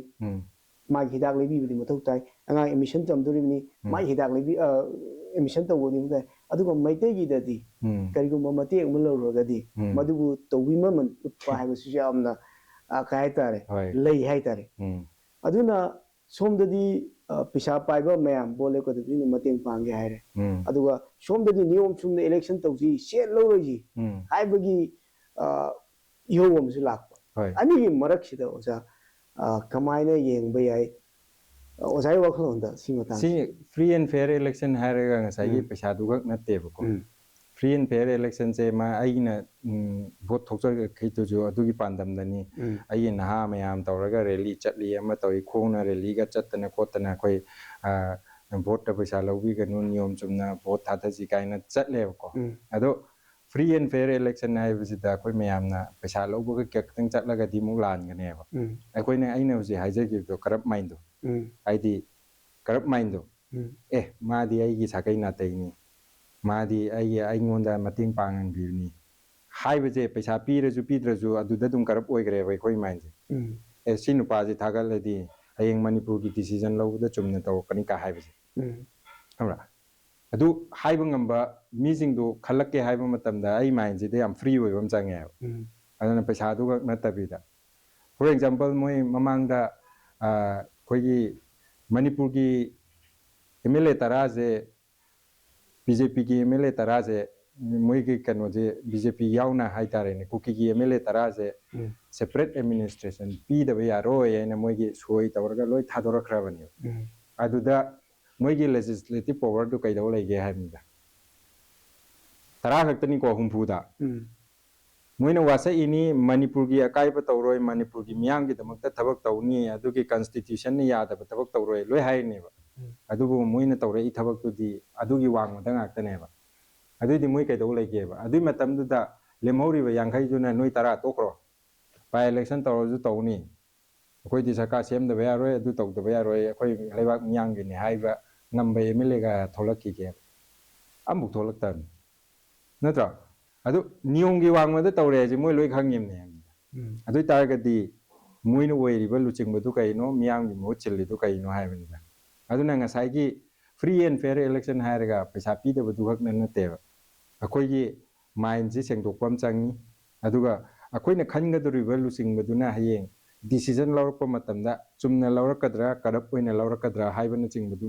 खंगबम चांगी अदु तारगदी ngसाइ हाइरिबा खम थेंगना वारबा हाइदो सिदेना वानिंगाय लेत्रबरेबा अदु तारदी सही मंगा अमा येंगथोकबदा गरी दका लेगे यादगा हानै सिंगदु मुखल्लुदना ते सही वाबा याबा वारे इरांगजिना सही अहु मोय एमएलए लेबा लेतबा चप मानखराबनी तबुदबु मोयगी तोलो फंगी मोयगी लोकल एरिया डेवलपमेंट लोइन फंगी मागी पावर दु खक्तंग पाइदबा गाक्तनी एमएलए लेरसु याबा लेत्रसु याबा लमदमगी चप मानराबने अदु तारगदी मिहुत तो सिंदोकपा ngambagi power di prajada pidana adudang amuktang yenga sahi manga sida awonba purakpra akoigi hawrak diban miyam sigi wakhalon du puraga chatpa ngambra du yengbadu kari kai ge hainda aduna ngasagi paisa khara pirakpudu da pangtharaga mo hanagi mihut chingji dum khalak taragadi hen wa taw aduni akoi thamningje odo ziki ai wari sanai da matamsu yam sang hai ta du ai khangnim au khang lei yo ja election जी अखोगी मणिपुर की हजिक worry film जिदा पैसा पाइद्रगदी ओजादसु हम तोइबना हाइबने पैसा पाइ ओइरोइदा पैसा पाइद्रगदी हाइबा concept अमा लेइबसिन मरमर कांदा पैसा बु पायरगदी एनी XYZ और उतुप मोर सुदुम बोसे काबगी चांसेस अमा लेबगी ममी ताब्रा अदुगा करिगुंबा भारत की पैसा पाए बाहे तारे केनते पैसा पाए मी अमना इंडस्ट्रियलिस्ट हाई तारे पैसा पाए अदु ओरगदी माना पैसा मी खरा थादो अकांदा पैसा से थादरगा अदुम कंट्रोल तौबो ngambagi फिवम दो उबो फंग्रो जाजिक लेरिबा इलेक्शन की मॉडल से कमाई अदुगी मॉडल दुदी दुम उई उबाय से पैसा बु पायरदी वोट कानी हायबसे हुजिक अदुम मणिपुर दसु लोय हायने आइना पैसा थोलकप मतमदा नंग लुपा कया पायरगे जे नंग चटमी दौ मी सिंगना हंगदो वाहंग अदुई मथकता मु नंग वोट पैसा पाइद्रदी वोट काबा ngमोइदो दी नंग थोउनु हायबा मा हायरकदोइन अदो अकोइना हायजे इलेक्शन की नियम दा अइना वोट लेपा याबजे लुपा लिसिंग 10 खक्तनी हायमनी दे चंगनीजे अतोपा मोइना एमएलए अमा वोट लेपा मतमदा माय एक्सपेंडिचर लाख 9 दे हेन तौबा यारोयना दिलै को तौबदबु लाख 9 दुदी हेन तौबा यारोय हायबनेबा मिनिमम रिक्वायरमेंट दे आइगे नॉमिनेशन फाइल तौबदुने हायमनीदा आई वोट लेपा याबगी चेलौबजे अदुई तारगदी लिसिंग 10 दु लेदी वोट लेपा याय हायबनीदा अदुबु लिसिंग 10 लेयेना वोट लेपा याय हायगानजिदा मिपुंग गुदिंग वोट लेपो हायबदि नते माना थोलई जे वखलोन जे कइनो हायगानदा आइना वोट लेपा हायजे वोट लेपा हेक थोलकप निमित्तगी आइना मयांगी थबक तौगेरा तौरोयरा अखोइजे 24 आवर्स कथो अबने हायनिदा युंगी थबक का अम्बु योंगदगै 24 आवर्स कथो अबने फॉर एग्जांपल हुजी इवानी वारी सानाय जिजो पुंग अमा मांगेनी पुंग अनि मांगेनी अदो मांगेबजे आइगी पॉपुलैरिटी तानबै नतेबा आइगी वखलोन सिंगदु सिन लई मयामना चुम्ब्रा चुमदब्रा येंगबियो हाइबे पोटुनेबा अदुना अखोइना ngसाइगी वोट लेपनिना थोलकप मतमदा वखलोन अमगा दि लोइनरा थोलकनेबा अदुई वखलोन दो खंगबीबा होटनबा मतमदा आइना मिपुंग गुनिंगता थेंगनरगा वारी साबम चंगी अमा तौबम चंगी अदु मयाम सिंगदु कथोकप ngambamju changi haibinida aduna ngasai पैसा एक पाइरे ना वोट लेपक मतमदा ngasi पन्दी पन्निंगद्रे ममांगदसु अखोइगी ममांगी 2022 दा कागिबा एमएलए मयाम लई कनाम मसक उगिद्रेदना इंग्लिश का फसा फसा ngangbा मयाम नदी एकता माजे माना एमएलए ओरदी करिगुममदी तौरक्तो माले गाइन खलंबा अदुगी मोइजे लाइरि हाइतबदी नतेबा लाइरि हाइ क्वाइ हाइबो कांगुनेबा अदुबो ngasi फौदा उदेदना मागी केंद्रदा कइदौरिनो हाइबदुदी अखोइना येंगुद्रगसु मणिपुर की ओइनदी उदेदना अदुना अखोइना खल्लेबा म्यूट सिंगजे मणिपुर रिप्रेजेंट तौरकदौने हाइबसे केंद्र केंद्र की मीदुनसु काउबिगनो हाइबनिदा अखोगी ओजाना तंबीरे अखोगी पैसा पाइद्रगदी हाइबा सी वखलो लेबसे मणिपुर की मियाम लोइनमक्ति आई हाइनिदे अचुम हाइ तारे किदमक्ता लेपसबा मी खरजु लेरि मसिंग थिंगमदना लेइ हाइ तारे अदुदा हुजिकी पैसा पाइद्रगदी यारोय हाइबा अखोगी प्रजा खरगी वखलोंदा काय तारे कामजनग्रीबसे सिजे कमाइना लाख्रिबनो हाइबगी से कमाइना खले अदुने ngसाइगी हाइबा पोतो आइजे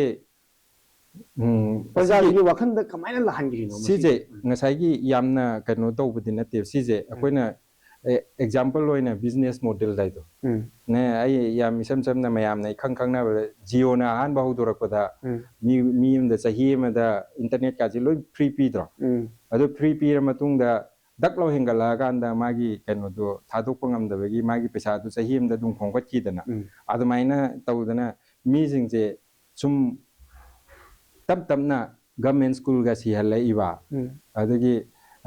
हॉस्पिटल का सिंगजे तब तबना सुम कनो फैसिलिटी यावहलक्त्रिबा को सी तौरई सिंगजे मी सिंगजे वाहलैने तब तबना अखोइना खंगदबिदा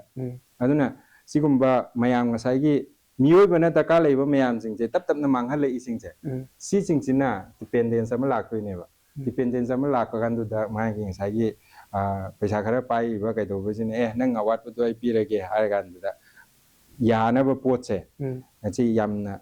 तेनबा मतमदि नतेबा आइना ngसाइ हाइजेगिदो 1972 दai होंगत्रि हाइजे 1972 दगी इलेक्शन की नॉर्म सी होंगत्रि